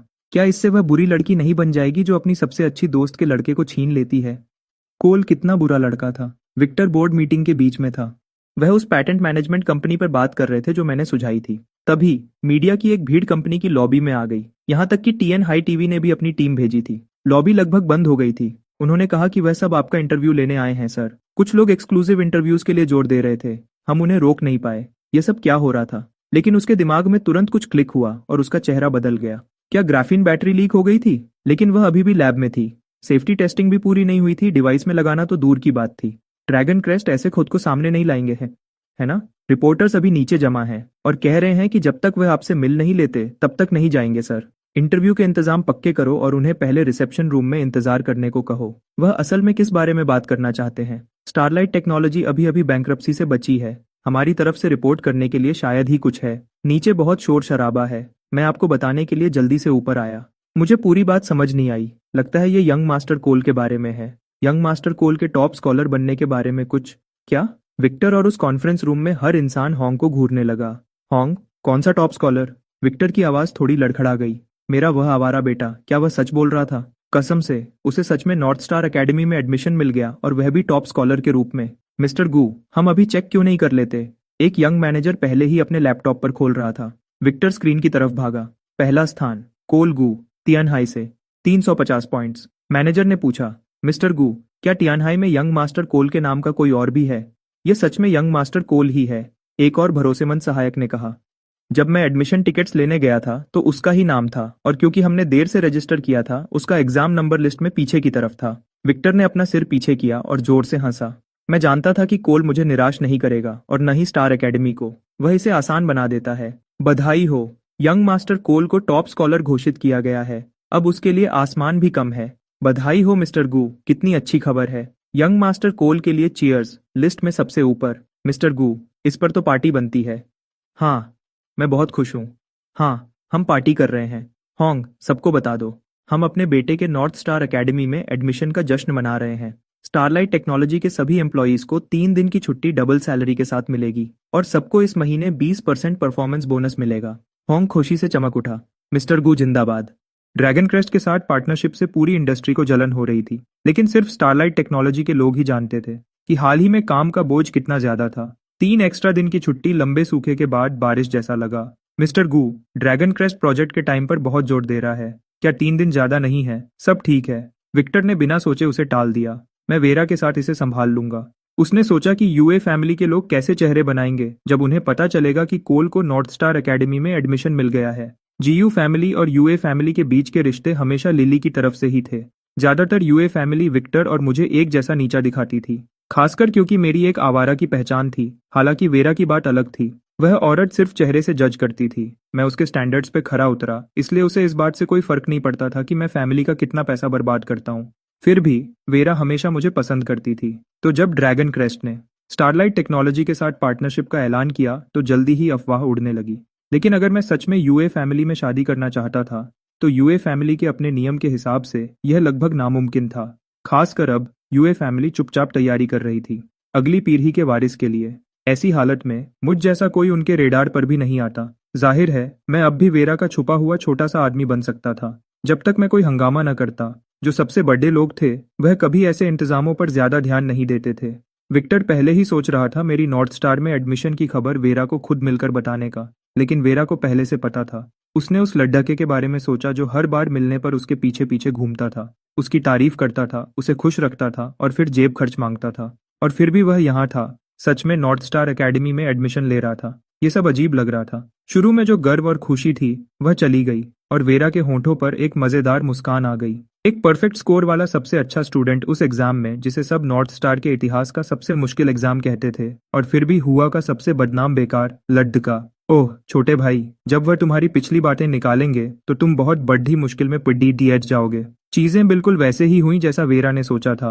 बस फर्क इतना था कि उल्टा असर ज्यादा तेजी से आया और ज्यादा जोर से लगा। जीयू फैमिली के विला कॉम्प्लेक्स के बाहर एक भीड़ पहले ही जमा हो रही थी। रिपोर्टर्स, क्लासमेट्स, फैमिली वाले, दोस्त और वह स्टूडेंट्स जो नेशनल कॉलेज एंट्रेंस एग्जाम देने वाले थे, उसकी किस्मत का ठोडा असर लेने की उम्मीद में। अगर यह एक अच्छी रेजिडेंशियल एरिया ना होती, प्रोफेशनल सिक्योरिटी स्टाफ और सिस्टम्स के साथ, और मैंने पहले ही गार्ड्स को बता दिया था, तो वह भीड़ सीधे सामने के दरवाजे से अंदर घुस जाती। मैं वह इंसान नहीं था जो लाइमलाइट में आने का मौका छोड़ दे।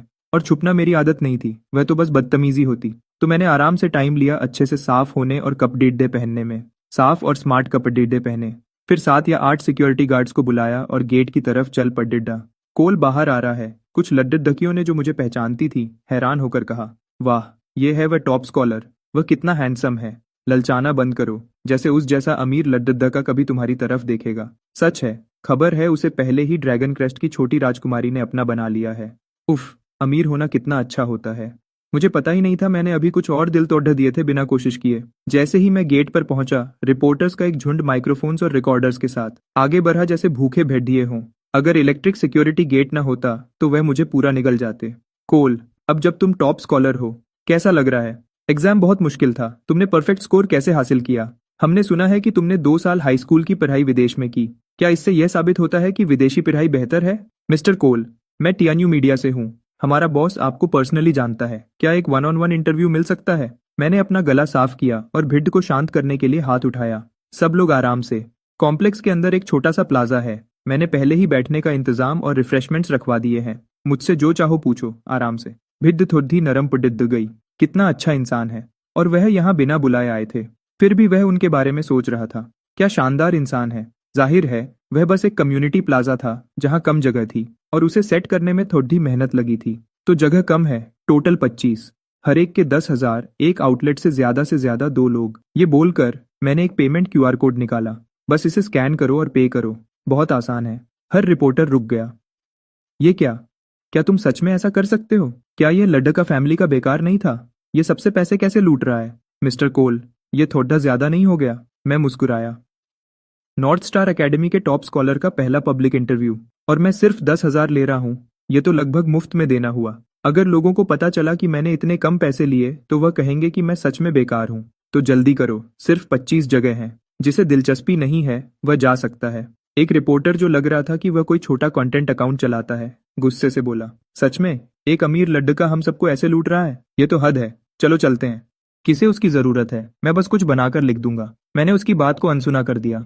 हाँ ठीक है, जो चाहो ऑनलाइन पोस्ट कर दो। मैं अभी तुम्हें रोक नहीं सकता, लेकिन बनाई हुई कहानियां ज्यादा देर तक ट्रैफिक नहीं लाती। अगर तुम्हें इस इंडस्ट्री में करियर बनाना है तो तुम्हें थोड़ी ईमानदारी चाहिए, है ना? कब तक झूठ सच का मुकाबला कर सकता है? मैं फिर से बोलता हूँ, यह नॉर्थ स्टार एकेडमी के टॉप स्कॉलर का पहला पब्लिक प्रेस इवेंट है। अगर यह छूट गया तो फिर कभी नहीं मिलेगा। वेडीडे आउटलेट समझ गए कि मैं क्या कह रहा था। फोन्स निकल चुके थे, बजट्स अप्रूव हो रहे थे।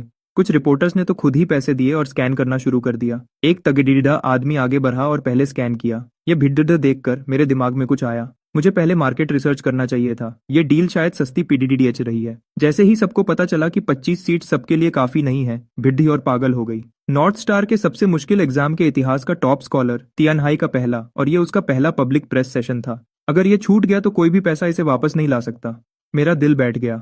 बहुत ज्यादा सस्ता नहीं, दाम बढ़ाना पीडीडेगा। अच्छा हुआ कि मुझे कोई शर्म नहीं थी। मैंने बिना रुके बोलना शुरू किया। सबकी इतनी दिलचस्पी देखकर मैं सच में खुश हूँ। तो ये है एक छोटा सा बोनस ऑफर। एक्स्ट्रा $20,000 के लिए आप सेशन के दौरान लाइव स्ट्रीम कर सकते हैं। Guaranteed front row access traffic की सबसे पहली और असली वेव के लिए। बिड्ड चुप हो गई। तो 10,000 में लाइव स्ट्रीम भी नहीं मिलेगा। ये लड्ढका कितना बेशर्म है। और फिर भी मेरे मौके पर दाम बढ़ाने के बावजूद किसी के पास कोई असली ताकत नहीं थी। वह चुपके से स्ट्रीम नहीं कर सकते थे, है ना? क्या वह सिक्योरिटी गार्ड सच में हाथ उठाएंगे? अपने अकाउंट में लाखों रुपए आते देखकर मैं काफी खुश था। छोटा फायदा भी फायदा ही होता है। जिस पल वह सिस्टम लोड हुआ, मेरी किस्मत लिख दी गई थी। एक जिंदगी जिसमें शोहरत और पैसा चाहिए था, क्योंकि यह अजीब सिस्टम सिर्फ उसी पर चलता था। जब वह छोटे प्लाजा पर पहुंचे, रिपोर्टर्स के चेहरे और भी उतर गए। बैठने के लिए प्लास्टिक के स्टूल थे। रिफ्रेशमेंट्स में बॉटल्ड पानी और जग में चाय थी। क्या इस पूरे इंतजाम पर 500 से ज्यादा खर्च हुआ होगा? यह तो खुलेआम लूट थी। मुझे इस बात की परवाह नहीं थी कि वह क्या सोचते हैं। मैंने माइक पकड़ लीधा। एक पैटियो अम्ब्रेला के नीचे रखे सोफा पर बैठ गया और बोला, मुझे यकीन है कि आप में से कोई भी टाइम बर्बाद नहीं करना चाहता। हर आउटलेट से एक सवाल, दोबारा नहीं। चलो इसे 30 मिनट्स में खत्म करते हैं। ये क्या बकवास है? एक सवाल के 30,000। आपस में बात कर लो, पहले कोऑर्डिनेट कर लो। हम 10 मिनट्स में शुरू करेंगे।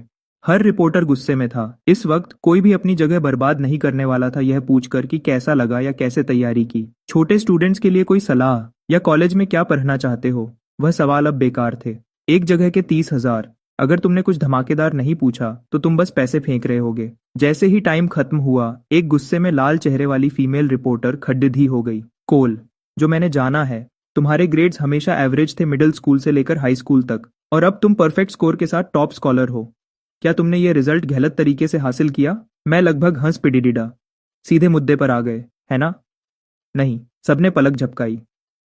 बस इतना ही? कोई और बात नहीं कोल, तुम्हारे सवाल का जवाब मिल गया। मैंने उसे बीच में ही रोका। अगला, एक घनी दाढ़ी वाला रिपोर्टर खड्डिद्दा हुआ। ड्रैगन क्रेस्ट के नॉर्थ स्टार एकेडमी के साथ हमेशा से अच्छे रिश्ते रहे हैं। तुम्हारी फैमिली ने अभी ड्रैगन क्रेस्ट के साथ एक डील की है और अब तुम टॉप स्कॉलर हो। तुम इस बारे में क्या कहते हो? मुझे इन दो चीजों में कोई कनेक्शन नहीं दिखता। अगर तुम कुछ कहना चाहते हो तो सीधे बोलो, लेकिन तुम्हारा सवाल हो गया। अगला, कोल, क्या तुम टॉप स्कॉलर बने ड्रैगन क्रेस्ट के कनेक्शंस का इस्तेमाल करके ताकि नॉर्थ स्टार तुम्हें पिछले दरवाजे से अंदर आने दे?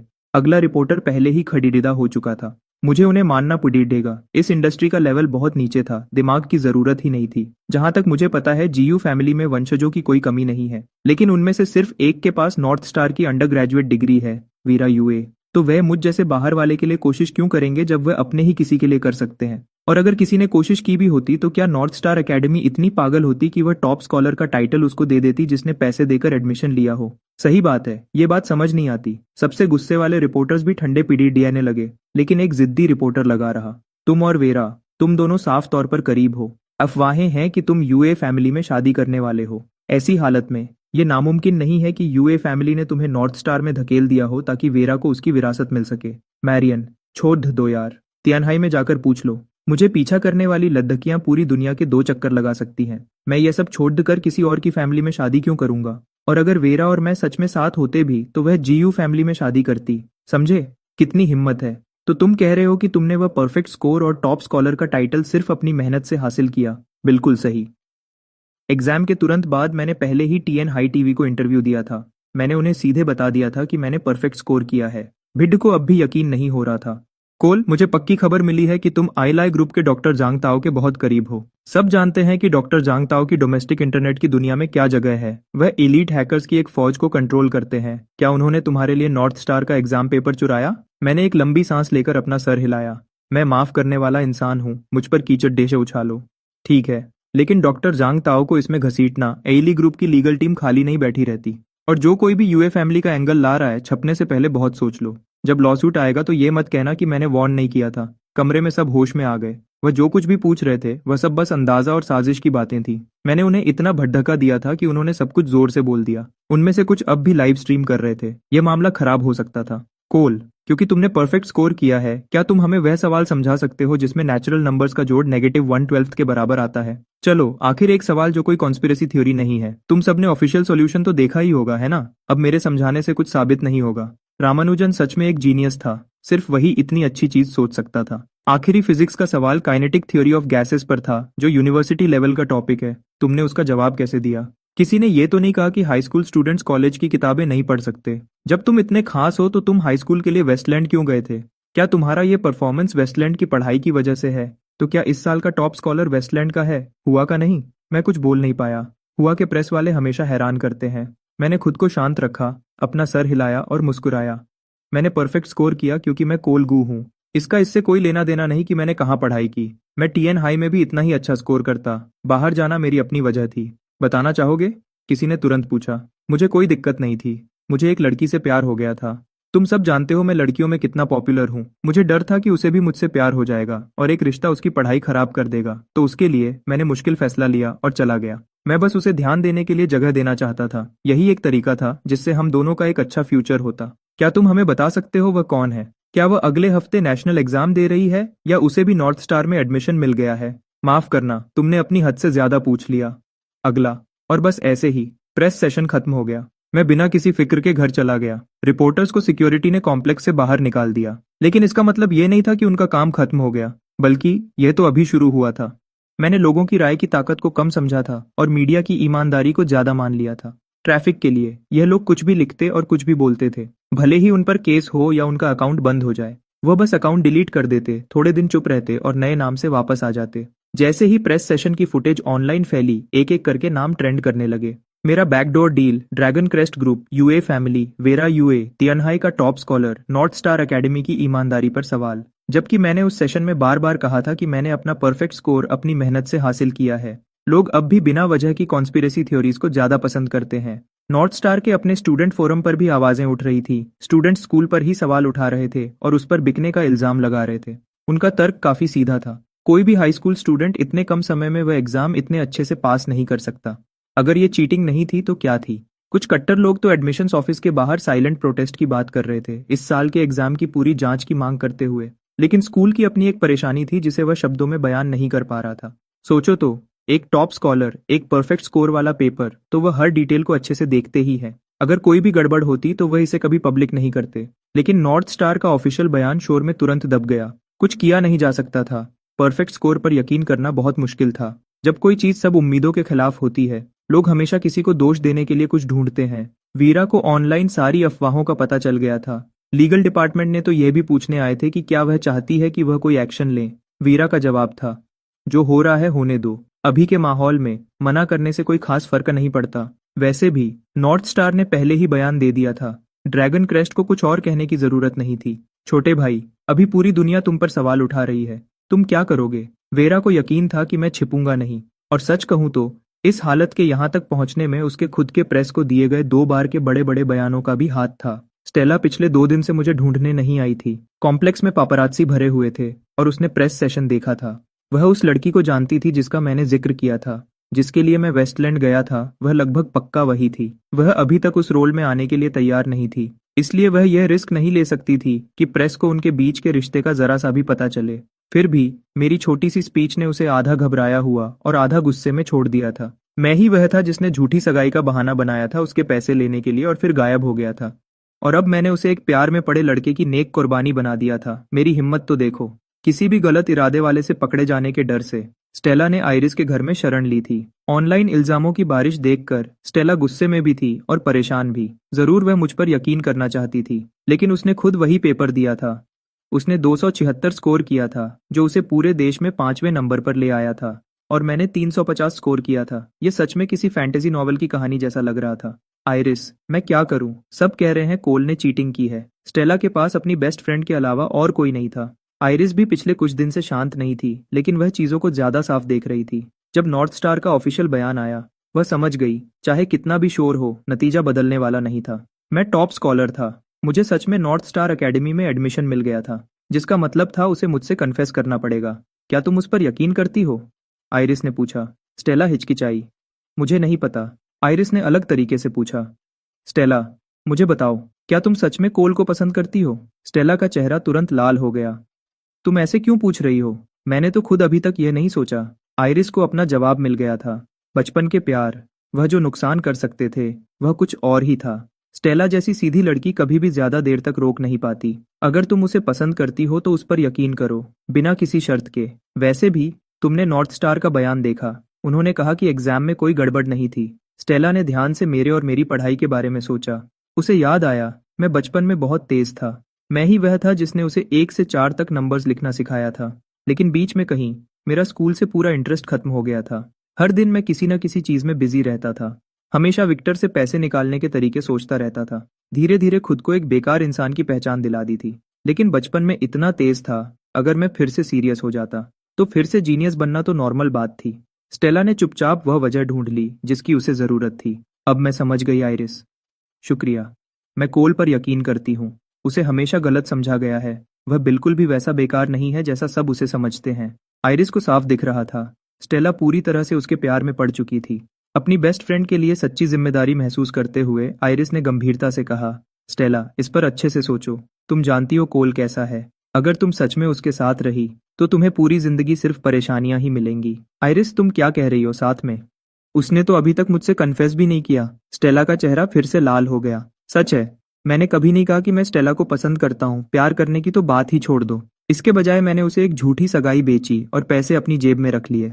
मैं उसे पसंद तो करता ही था, लेकिन हम एक दूसरे को इतने समय से जानते थे कि कहने की जरूरत ही नहीं पड़ी। बचपन के दोस्त जो साथ साथ बड़े हुए थे। मैंने उसे बहुत पहले ही अपना मान लिया था, बिना कभी कुछ कहे। इसलिए मैंने कभी ऐसे प्यार भरे इजहार की परवाह नहीं की। आइरिस अंदर ही अंदर चिल्ला रही थी, ओह तुम कितनी भोली लड़की हो, जाग जाओ। उस कमीने ने सालों पहले मुझसे कन्फेस किया था, और उसने तुमसे एक लफ्ज भी नहीं कहा।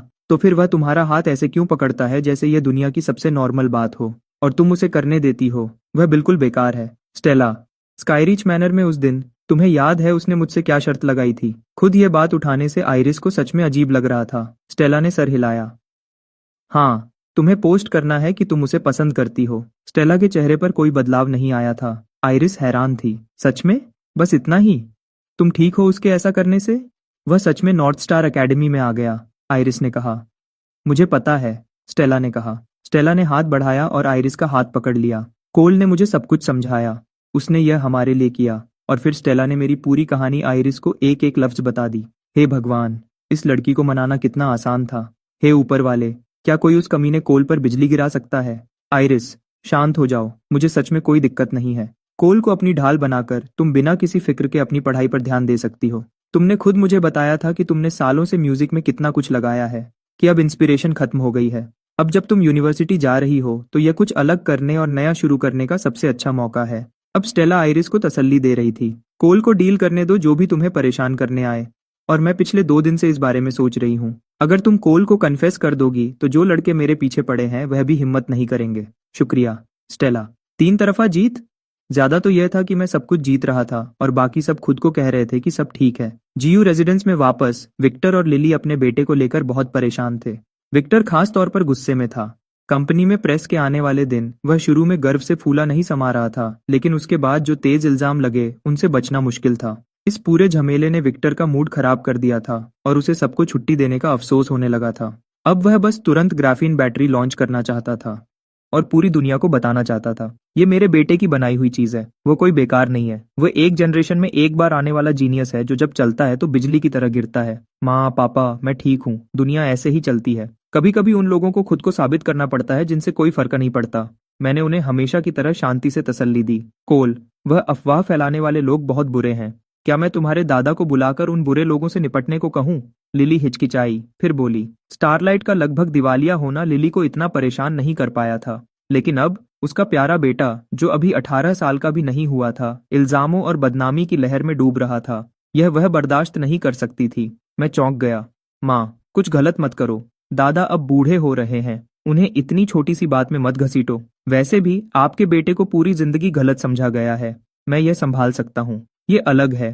पहले ये सिर्फ छोटे सर्कल में बातें थी।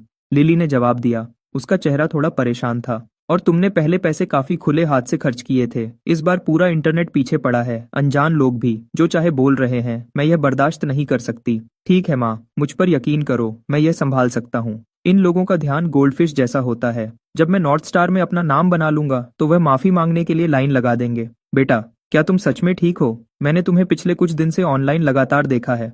कृपया कोई उल्टा सीधा काम मत करना। मैं बस ऑनलाइन शो देख रहा हूँ और ये देख रहा हूँ कि इंसान की अक्ल कितनी नीचे गिर सकती है। कई बार उनको तसल्ली देने के बाद ही मेरे माँ बाप नीचे आराम करने गए। उनके चेहरे पर अब भी चिंता थी। मैं इसके उल्टा बिल्कुल आराम से था। मैंने अपना लैपटॉप पास खींच लिया। जैसा वेरा ने पहले ही बताया था, मैं हमेशा के लिए छिपा नहीं रहूंगा। स्कूल शुरू होने में अभी 2 महीने थे तो मुझे खुद को बिजी रखना था। नॉर्थ स्टार फोरम पर बहुत शोर था।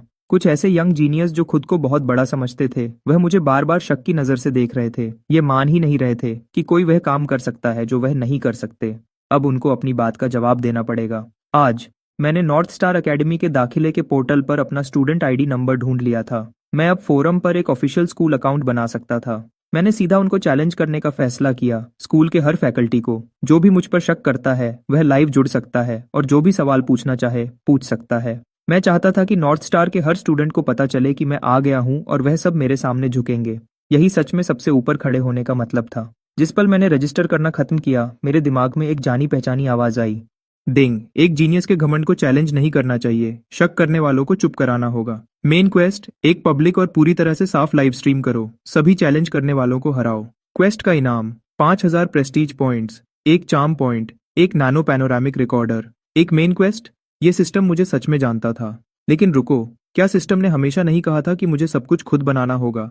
ये रिकॉर्डर इनाम में क्यों मिल रहा था? क्या ये चीज सच में कोई प्रोडक्ट थी? डिट्स की तरह मैंने सोचा था कि ये कुछ खास होगा, लेकिन ये मुश्किल से काम करता था। मैंने इतना टाइम कोड लिखने और उसको ठीक करने में लगाया था, सिर्फ डिट्स को एक ठीक ठाक एआई के लेवल तक लाने के लिए। लाइव स्ट्रीम क्वेस्ट्स इस सिस्टम के मिशन के ढांचे में एक खास जगह रखते हैं, तो एक बना बनाया प्रोडक्ट इनाम में मिलना बिल्कुल नॉर्मल है। और ये वाला बहुत ज्यादा बेहतर है, इसमें एक्सरे विजन, स्कैनिंग के फंक्शंस हैं, और ये और भी छोटा है। इसके ब्लूप्रिंट्स शॉप में मिल जाएंगे। या एक बार कुछ अच्छा ट्राई करना चाहते हो? छोटे चालबाज, क्या तुमने मेरी शॉप में खर्च करना बिल्कुल बंद कर दिया है? मैंने सोचा, जब से सिस्टम लोड हुआ था मैंने एक बार भी उसमें पैसे नहीं डाले थे।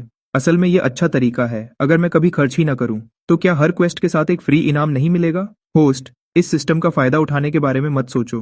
पैसा खर्च करने के लिए होता है, और यहाँ खर्च करना बाहर की बेकार चीजों पे खर्च करने से ज्यादा अच्छा नहीं है। मुझे सिस्टम से बहस करने का मन नहीं था, क्योंकि सिस्टम ने एक लाइव स्ट्रीम क्वेस्ट दिया था, तो नॉर्थ स्टार के हर फैकल्टी को चैलेंज करने का मेरा पहला प्लान थोड़ा बदलना पड़ सकता था। थोड़ी देर सोचने के बाद मैंने अपनी पोस्ट लिखना शुरू किया। नॉर्थ स्टार के मेरे सभी सीनियर्स को मैं कोलगू हूँ। मैंने हमेशा नॉर्थ स्टार एकेडमी की तारीफ की है, लेकिन इस फोरम पर 2 दिन रहने के बाद मुझे कहना पड़ेगा, मैं निराश हूँ। मैंने कुछ खास, बहुत होशियार यंग दिमाग की उम्मीद की थी, जो कॉन्फिडेंट और शानदार हों, लेकिन उसकी जगह मुझे सिर्फ कड़वे आलोचना करने वाले मिले। एग्जाम पेपर, क्या परफेक्ट स्कोर लाना सच में इतना मुश्किल था? वह 2 फॉर्मूलाज, ऑयलर और रामानुजन ने उनको बहुत पहले ही सॉल्व कर दिया था। तो क्या ये सच में इतना अजीब है कि मैं भी कर सका? या फिर तुम बस नहीं जानते कि ये मैथमेटिक्स के लेजेंड्स कौन हैं? और आखिरी फिजिक्स का सवाल, उसके बारे में तो बात ही मत करो। क्या ये सच में इतना अजीब है एक हाई स्कूल स्टूडेंट के लिए यूनिवर्सिटी लेवल की पढ़ाई करना? और फिर भी तुम यहाँ हो। हुआ कि सबसे अच्छी एकेडमी के स्टूडेंट्स इस पेपर को ऐसे देख रहे हो जैसे ये आसमान से उतरा हो। शर्मनाक। तुम्हारी पोस्ट पढ़कर मुझे सच में नॉर्थ स्टार के फ्यूचर की चिंता है। तुम एक दिन इस देश के स्तंभ बनने वाले हो। ऐसी सोच के साथ तुम क्या योगदान दोगे? मैं जानता हूं तुम सोचते हो कि मैं सिर्फ दिखावा कर रहा हूं, और मैं ऐसा इंसान नहीं हूं जो लोगों को जवाब देने का मौका दिए बिना बात करे। मैं जल्दी ही एक लाइव स्ट्रीम करूंगा। अपने सारे शक ले आओ, मेरी स्ट्रीम तुम सबके लिए खुली होगी। मेरे एग्जाम में जो भी फैकल्टी कवर हुआ है, अपने सबसे अच्छों को भेजो। अगर मैं तुम सबको पढ़ा नहीं पाया तो मैं खुद नॉर्थ स्टार से निकल जाऊंगा। एक और बात, मेरी ज्यादातर फोटोज जो ऑनलाइन घूम रही हैं वह कैंडिड शॉट्स हैं। हैंडसम तो हूँ, हाँ, लेकिन वह मेरी पूरी तारीफ नहीं करते। तो ये रही एक अच्छी सेल्फी। लेडीज, इसको सेव कर सकती हो, कोई पैसा नहीं लगेगा। और कोई भी सीनियर स्टूडेंट, जूनियर स्टूडेंट या फीमेल प्रोफेसर जो मुझे और अच्छी तरह जानना चाहती है, फॉलो बटन दबा दो। मैं यहीं रहूंगा।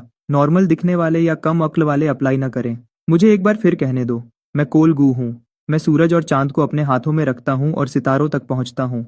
इस दुनिया में मेरे जैसा कोई और नहीं है। जिस पल पोस्ट लाइव हुई, नॉर्थ स्टार फोरम में हंगामा हो गया, और कुछ सेकंड्स बाद पूरे इंटरनेट पर भी यही हुआ। मेरी बातें और मेरी बहुत अच्छी सेल्फी आग की तरह फैल गई। बहुत सारी लड़कियां तुरंत फैन बन गईं। मैंने जो लिखा था उसमें से कुछ औरतों के लिए ज्यादा इज्जत वाला नहीं था, लेकिन दुनिया चेहरे से जज करती है, और यही सच था। लोग हैरान रह गए। तो ये है नॉर्थ स्टार का टॉप स्कॉलर, सच में सबसे अलग। बिल्कुल हद हो गई। एक धोखेबाज ऐसे बातें कर रहा है। अगर हमने उसको उसकी जगह नहीं दिखाई तो हमारे बारे में क्या कहा जाएगा, नॉर्थ स्टार के बारे में? सच में भाई, जो भी ऐसी पोस्ट करता है, या तो उसके पीछे कोई बहुत बड़ा हाथ है, या फिर वह मौत को बुला रहा है। उसने तो अपना पूरा दाखिला दांव पे लगा दिया है। छोड़ो भी, ये सब दिखावा है। मैं एक पल के लिए भी नहीं मानता। और इस लड़के ने अपना पेपर जल्दी दे दिया था। जब उसने खत्म किया था तब तो कोई जवाब देखकर कॉपी करने वाला भी इतनी जल्दी नहीं कर सकता था। कुछ तो गड़बड़ है। बिल्कुल सही, वह लाइव स्ट्रीम पर खुद को साबित करना चाहता है। मैं उसे चैलेंज करने के लिए वहीं रहूंगा। उसको दिखाऊंगा कि नॉर्थ स्टार का घमंड कैसा होता है। माफ करना, क्या किसी और को लगता है कि कोल बहुत हैंडसम है और उसका पर्सनल कांटेक्ट चाहिए? एक दोस्त के लिए पूछ रहा हूँ। यकीन नहीं होता? कोल तुम्हारे को तुम्हारे साथ जो भी होगा तुम उसके लायक हो। स्टूडेंट्स के अलावा नॉर्थ स्टार के बड़े अफसर और कुछ खास प्रोफेसर्स भी बहुत गौर कर रहे थे। पोस्ट पढ़ने के बाद उन सब ने एक ही बात सोची, इस साल का टॉप स्कॉलर कुछ अलग ही है। नॉर्थ स्टार एकेडमी के प्रेसिडेंट, जो सबसे ज्यादा इज्जत वाले एरोडायनामिक्स एक्सपर्ट्स में से एक थे, और एक ड्यूअल एकेडमिशियन प्रेसिडेंट ली, पिछले कई दिनों से मेरी फाइल पढ़ रहे थे। उन्होंने उसको इतनी बार पढ़ा था कि गिनती नहीं कर सकते थे। ऐसा स्टूडेंट नॉर्थ स्टार में आ रहा है तो चीजें बोरिंग नहीं होंगी। प्रेसिडेंट ली खुद ही मुस्कुराए, फिर फाइल उठाई और आखिरी पेज पर पलटा। एक पुराने बूढ़े चेहरे की तस्वीर थी।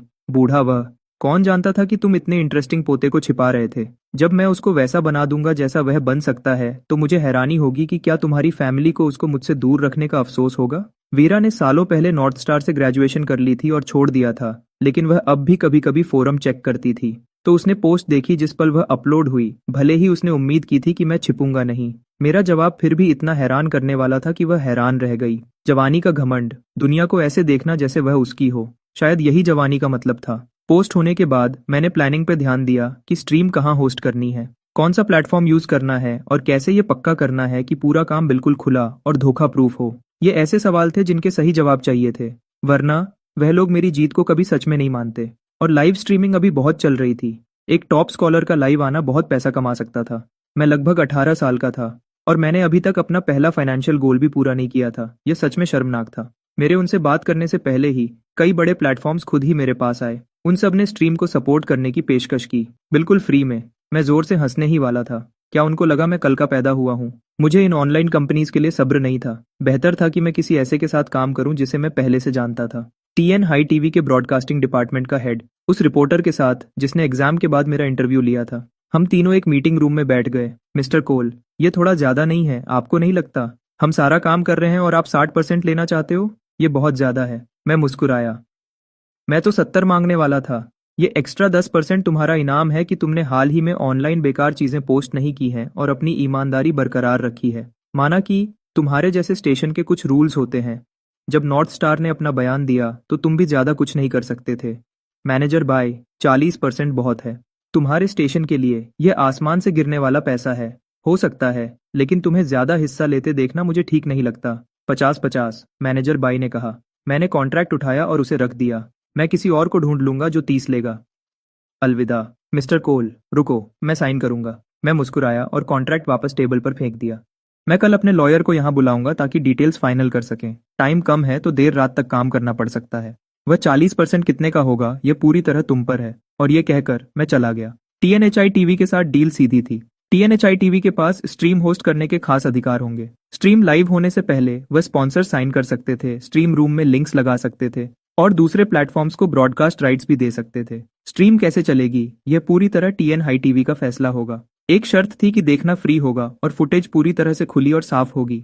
जब सब खत्म हो जाएगा तो हर पैसे का 60% मुझे मिलेगा, 40% टीएनएचआई टीवी को। बॉस, इतना बड़ा कॉन्ट्रैक्ट, क्या स्टेशन डायरेक्टर को इससे कोई दिक्कत होगी? फीमेल रिपोर्टर ने थोड़ा घबराकर पूछा। दिक्कत? ये नॉर्थ स्टार एकेडमी का टॉप स्कॉलर है। उसकी स्ट्रीम ज्ञान की लड़ाई है। एक जनरेशन के सबसे होशियार दिमागों का टकराव है। क्या इससे अच्छा लाइव स्ट्रीम का आइडिया हो सकता है? मैनेजर बाय बहुत खुश था। नेगोशिएशन टेबल की सारी परेशानी बिल्कुल गायब हो चुकी थी। जाओ, सबको बता दो, कॉन्फ्रेंस रूम में पूरे स्टाफ की मीटिंग है। लाइव स्ट्रीम डिपार्टमेंट अभी। इस साल सबका बोनस इस बात पर निर्भर करता है कि हम यहाँ क्या करते हैं। मीटिंग रूम में जब मैनेजर बाई ने सब कुछ समझा दिया तो ज्यादातर स्टाफ समझ गया कि वह किस चीज को देख रहे थे। ये आसमान से गिरने वाला पैसा था। कितना वह पकड़ते हैं ये पूरी तरह उन पर था। पहला काम, ये खबर फैलाओ कि हमने एक्सक्लूसिव ब्रॉडकास्ट राइट्स ले लिए हैं। बड़े ऑनलाइन प्लेटफॉर्म्स खुद हमारे पास आएंगे। इस कहानी का ऑनलाइन असर इतना बड़ा था कि उसे नजरअंदाज नहीं किया जा सकता था। लेकिन बॉस, अगर हम ब्रॉडकास्ट राइट्स को आगे बेचते हैं तो क्या हम अपना ट्रैफिक भी बांट नहीं देंगे? किसी ने पूछा। मैनेजर बाई ने जवाब दिया, हम एक टीवी स्टेशन है। हम कभी भी यंग ऑनलाइन ऑडियंस को अपनी तरफ खींचने में अच्छे नहीं रहे हैं। इस इवेंट की गर्मी धीरे धीरे खत्म हो जाएगी। हमारे लिए ट्रैफिक दूसरी चीज है, पैसा ही सब कुछ है। शानदार बॉस, लेकिन लाइव चैलेंज के कनेक्शंस हमारे चैनल से ही होने चाहिए। हम ऐसी विजिबिलिटी नहीं दे सकते। सब कुछ बेच दो तो उसकी कीमत कम हो जाती है। उनको फुटेज दो, कनेक्शन चैनल अपने पास रखो। फिर एडवर्टाइजिंग का हिस्सा है। हम एक ब्रॉडकास्टर हैं, हमें अपने स्पॉन्सर्स को ध्यान से चुनना होगा। हम यहाँ थोड़ा पैसा छोड़ सकते हैं, वरना ऊपर वालों को समझाना मुश्किल होगा। रूम में हर इंसान तेजी से नोट्स ले रहा था और अपने साल के आखिरी बोनस के सपने देख रहा था। ऑनलाइन के अलावा ग्राउंड पर भी पैसा कमाया जा सकता है। कोल ने खुद कहा था कि जगह बड़ी होनी चाहिए। पूरे 360 डिग्री व्यू के साथ हम उसको बिल्कुल वही देंगे। बॉस, आप एंट्री फीस लेने का तो नहीं सोच रहे हो ना? Entry fees? हम एक टेलीविजन स्टेशन है, हमारे कुछ रूल्स हैं। हम आम लोगों की जेब नहीं काटते, तो हम ग्राउंड पे पैसा कैसे कमाएंगे? शॉर्ट वीडियो अभी बहुत चल रही है, इंडिपेंडेंट क्रिएटर्स हर जगह हैं। कौन नहीं चाहेगा लाइव स्ट्रीम वेन्यू की ग्राउंड से फुटेज? हम उनको खुद स्ट्रीम करने देंगे, फीस लेकर। उनको दूर रहना होगा और कोल की स्ट्रीम में दखल नहीं देना होगा। सिक्योरिटी के साथ इस पर बात करो, बजट में कमी मत करना। बॉस, आप जीनियस हो, उसके एक स्टाफ ने बहुत तारीफ करते हुए कहा। सब लाइसेंसिंग, स्पॉन्सरशिप्स, मर्चेंडाइज, और पेड ऑन साइट फिल्मिंग, ये सब एक साथ चल रहे थे। मैनेजर बाय, ये कहना पड़ेगा, बहुत तेज था। जब मैनेजर बाय का पहला प्लान बन गया तो मैं खुश था। नाम और पैसा दोनों की अपनी कीमत होती है, लेकिन इंसानियत के फ्यूचर के लिए मुझे ये सब सहना ही पड़ेगा। मैं स्ट्रीम को लेकर कॉन्फिडेंट था, लेकिन जो लोग मुझे चैलेंज करने वाले थे वह तैयार होकर आएंगे, और इसका मतलब था कि मुझे भी तैयार रहना होगा। सबसे पहले मैंने अपने नए कमाए हुए 10,000 प्रेस्टीज पॉइंट्स को अपनी ताकत बढ़ाने में लगा दिया, खासकर मैथ और फिजिक्स पर। ये दो सब्जेक्ट सबसे मुश्किल चैलेंजेस लाएंगे। मैथ में 64 और फिजिक्स में 63 पॉइंट्स के साथ मैं किसी भी चीज का सामना कर सकता था। अपनी ताकत बढ़ाने के बाद मैंने बचे हुए 500 प्रेस्टीज पॉइंट्स खर्च किए। शॉप से 2 प्रॉब्लम सॉल्विंग कार्ड्स खरीदे बैकअप के लिए, बस अगर किसी जरूरी वक्त पर मेरा दिमाग काम करना बंद कर दे तो। यह सब तैयार होने के बाद मैं पीछे होकर आराम करने लगा। बस इंतजार कर रहा था कि हर उस चैलेंजर को हरा दूं जो आने की हिम्मत करेगा। लेकिन मेरे आसपास के लोग बहुत परेशान थे। स्टेला ने तो स्ट्रीम में शामिल होने और मुश्किल सवालों का सामना करने में मेरी मदद करने की पेशकश भी की। मैंने उसे मना कर दिया। मेरी शानदार यूनिवर्सिटी लाइफ अभी शुरू भी नहीं हुई थी। कितनी सारी लड़कियां थीं जिन्हें इम्प्रेस करना था। यह सब मेरे आगे था, मैं बंद कर नहीं रह सकता था। वैसे भी मैं पहले ही दूसरे लड़कों से काफी जलन पैदा कर रहा था, इसे और खराब करने का कोई फायदा नहीं था। वह दिन आखिर आ ही गया। मैं टीएन हाई टीवी पर पहुंच गया, जैसा कि वादा किया था। जगह थी हेशियन ग्रैंड प्लाजा का सेंटर, स्टेशन के बिल्कुल सामने। टीएन हाई टीवी के साथ काम करना सही फैसला था, इसमें कोई शक नहीं था। हर तरह का प्रोफेशनल सामान, पूरी सिक्योरिटी चेक और टेक्निकल तैयारी। प्रोफेशनल लोग प्रोफेशनल काम कर रहे थे। मिस्टर कोल, तैयार हो? मैनेजर बाई ने पूछा। बिल्कुल, मैं पूरा रिलैक्स दिख रहा था। और हम लाइव जाते हैं। सब डिपार्टमेंट्स की आखिरी जांच। काउंटडाउन 1 मिनट में शुरू होगा। मैं तुरंत स्क्रीन पर नहीं आया। एक होस्ट ने पहले ऑडियंस को बताया कि स्ट्रीम किस बारे में है और चैलेंजेस कैसे होंगे। बिना किसी देरी के आज के स्टार को स्टेज देते हैं। टीएन हाई का पहला टॉप स्कॉलर नॉर्थ स्टार ने जब से अपना अलग एडमिशन प्रोसेस शुरू किया है, तब से पहला परफेक्ट स्कोर पाने वाला। और टीएन हाई में सबसे हैंडसम नौजवान के रूप में मशहूर कोल गू। मेरी भौहें दूर के पहाड़ों जैसी, आंखें सितारों जैसी, चेहरा साफ और गर्व से भरा, और होठों के कोने पर एक मुस्कुराहट। एक सादी सफेद शर्ट, एक आम स्टूडेंट जैसा दिखने वाला, फिर भी मैं नीले आसमान से भी ज्यादा चमक रहा था। मैं दोपहर की धूप में खड़ा था, जवान, चमकदार, एक ऐसा इंसान जो दुनिया को सिर्फ अपनी मौजूदगी से बेहतर बना देता है। ओह वाओ, वह कितना खूबसूरत है, मुझे बचाओ। इतना अच्छा दिखने वाला इंसान धोखा नहीं कर सकता, वह लोग बस जलते हैं। क्या खूबसूरत और होशियार होना जुर्म है? कमेंट्स तुरंत हर स्ट्रीम रूम में भर गए। जो कुछ भी कहना जरूरी था वह मैं पहले ही उस नॉर्थ स्टार फोरम पोस्ट में लिख चुका था, और होस्ट ने बाकी सब बता दिया था। तो चलो सीधे शुरू करते हैं। मुझे उम्मीद है कि आप सब कुछ ऐसा लाए हो जो मेरे वक्त के लायक हो। मैं सच में नहीं चाहता था कि मेरा पहला लाइव स्ट्रीम बिल्कुल बोरिंग हो। अब भी इतना घमंडी? कोल, मैं हमेशा तुम पर भरोसा करता हूँ। इस हिम्मत के नतीजे होंगे। इंतजार है कि यह उसके चेहरे पर फट जाए। सच कहूं तो एक धमाका बेहतर कंटेंट बनाएगा। दुख की बात है कि मैं इतना बेवकूफ हूं कि उसे चैलेंज भी नहीं कर सकता।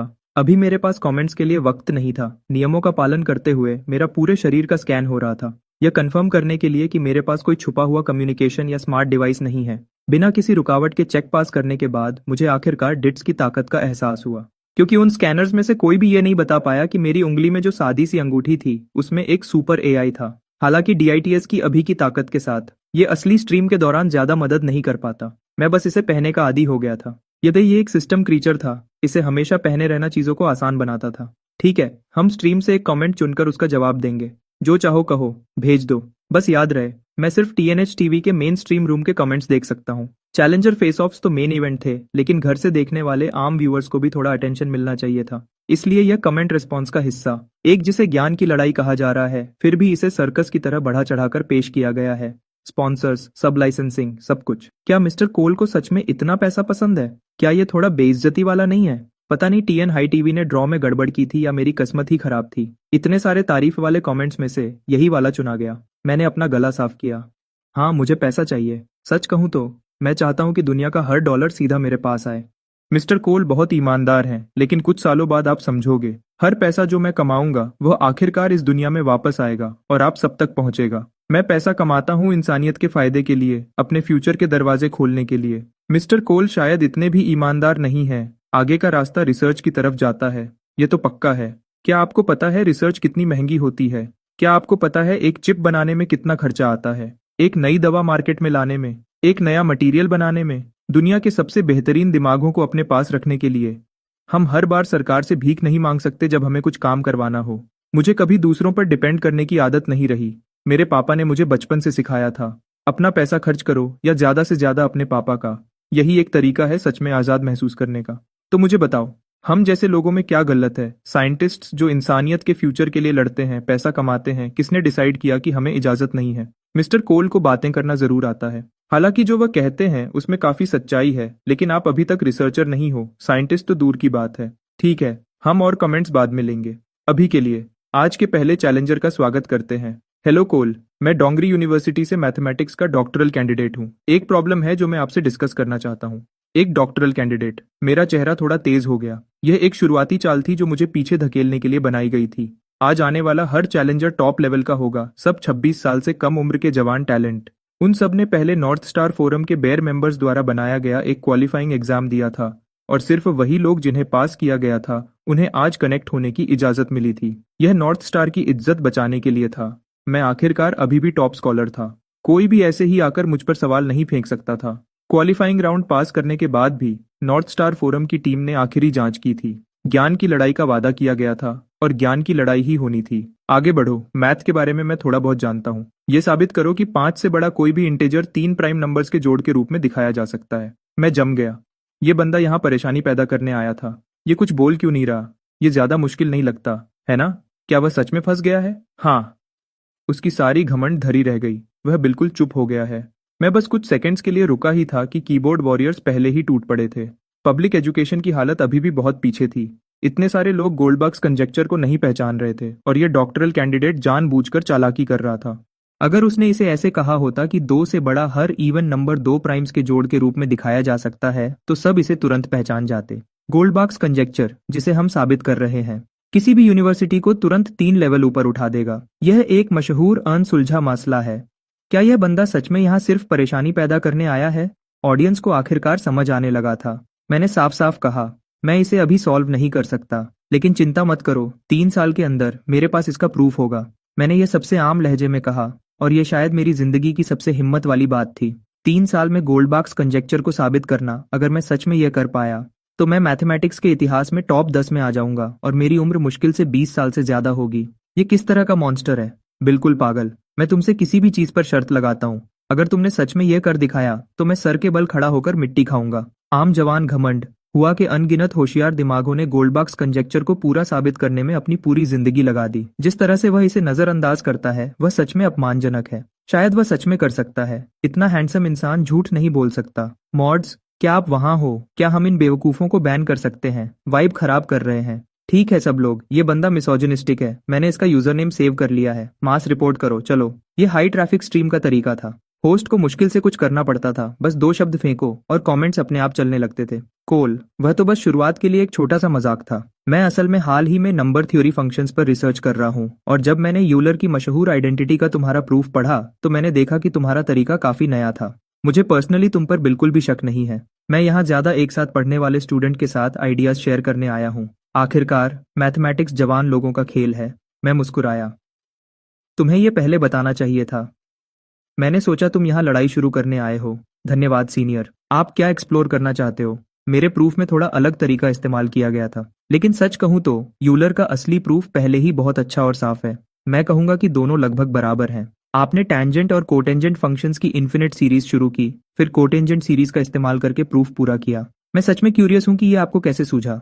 मैंने जवाब दिया, ठीक है, जैसा कि आप जानते हो मैं अभी भी सिर्फ एक हाई स्कूल स्टूडेंट हूँ। मेरे ज्ञान की अपनी सीमाएं हैं, तो मैं सिर्फ उसी से काम कर सकता था जो मेरे पास था, एक सब्स्टिट्यूशन लगाकर और ट्रांसफॉर्मेशन के जरिए काम करके।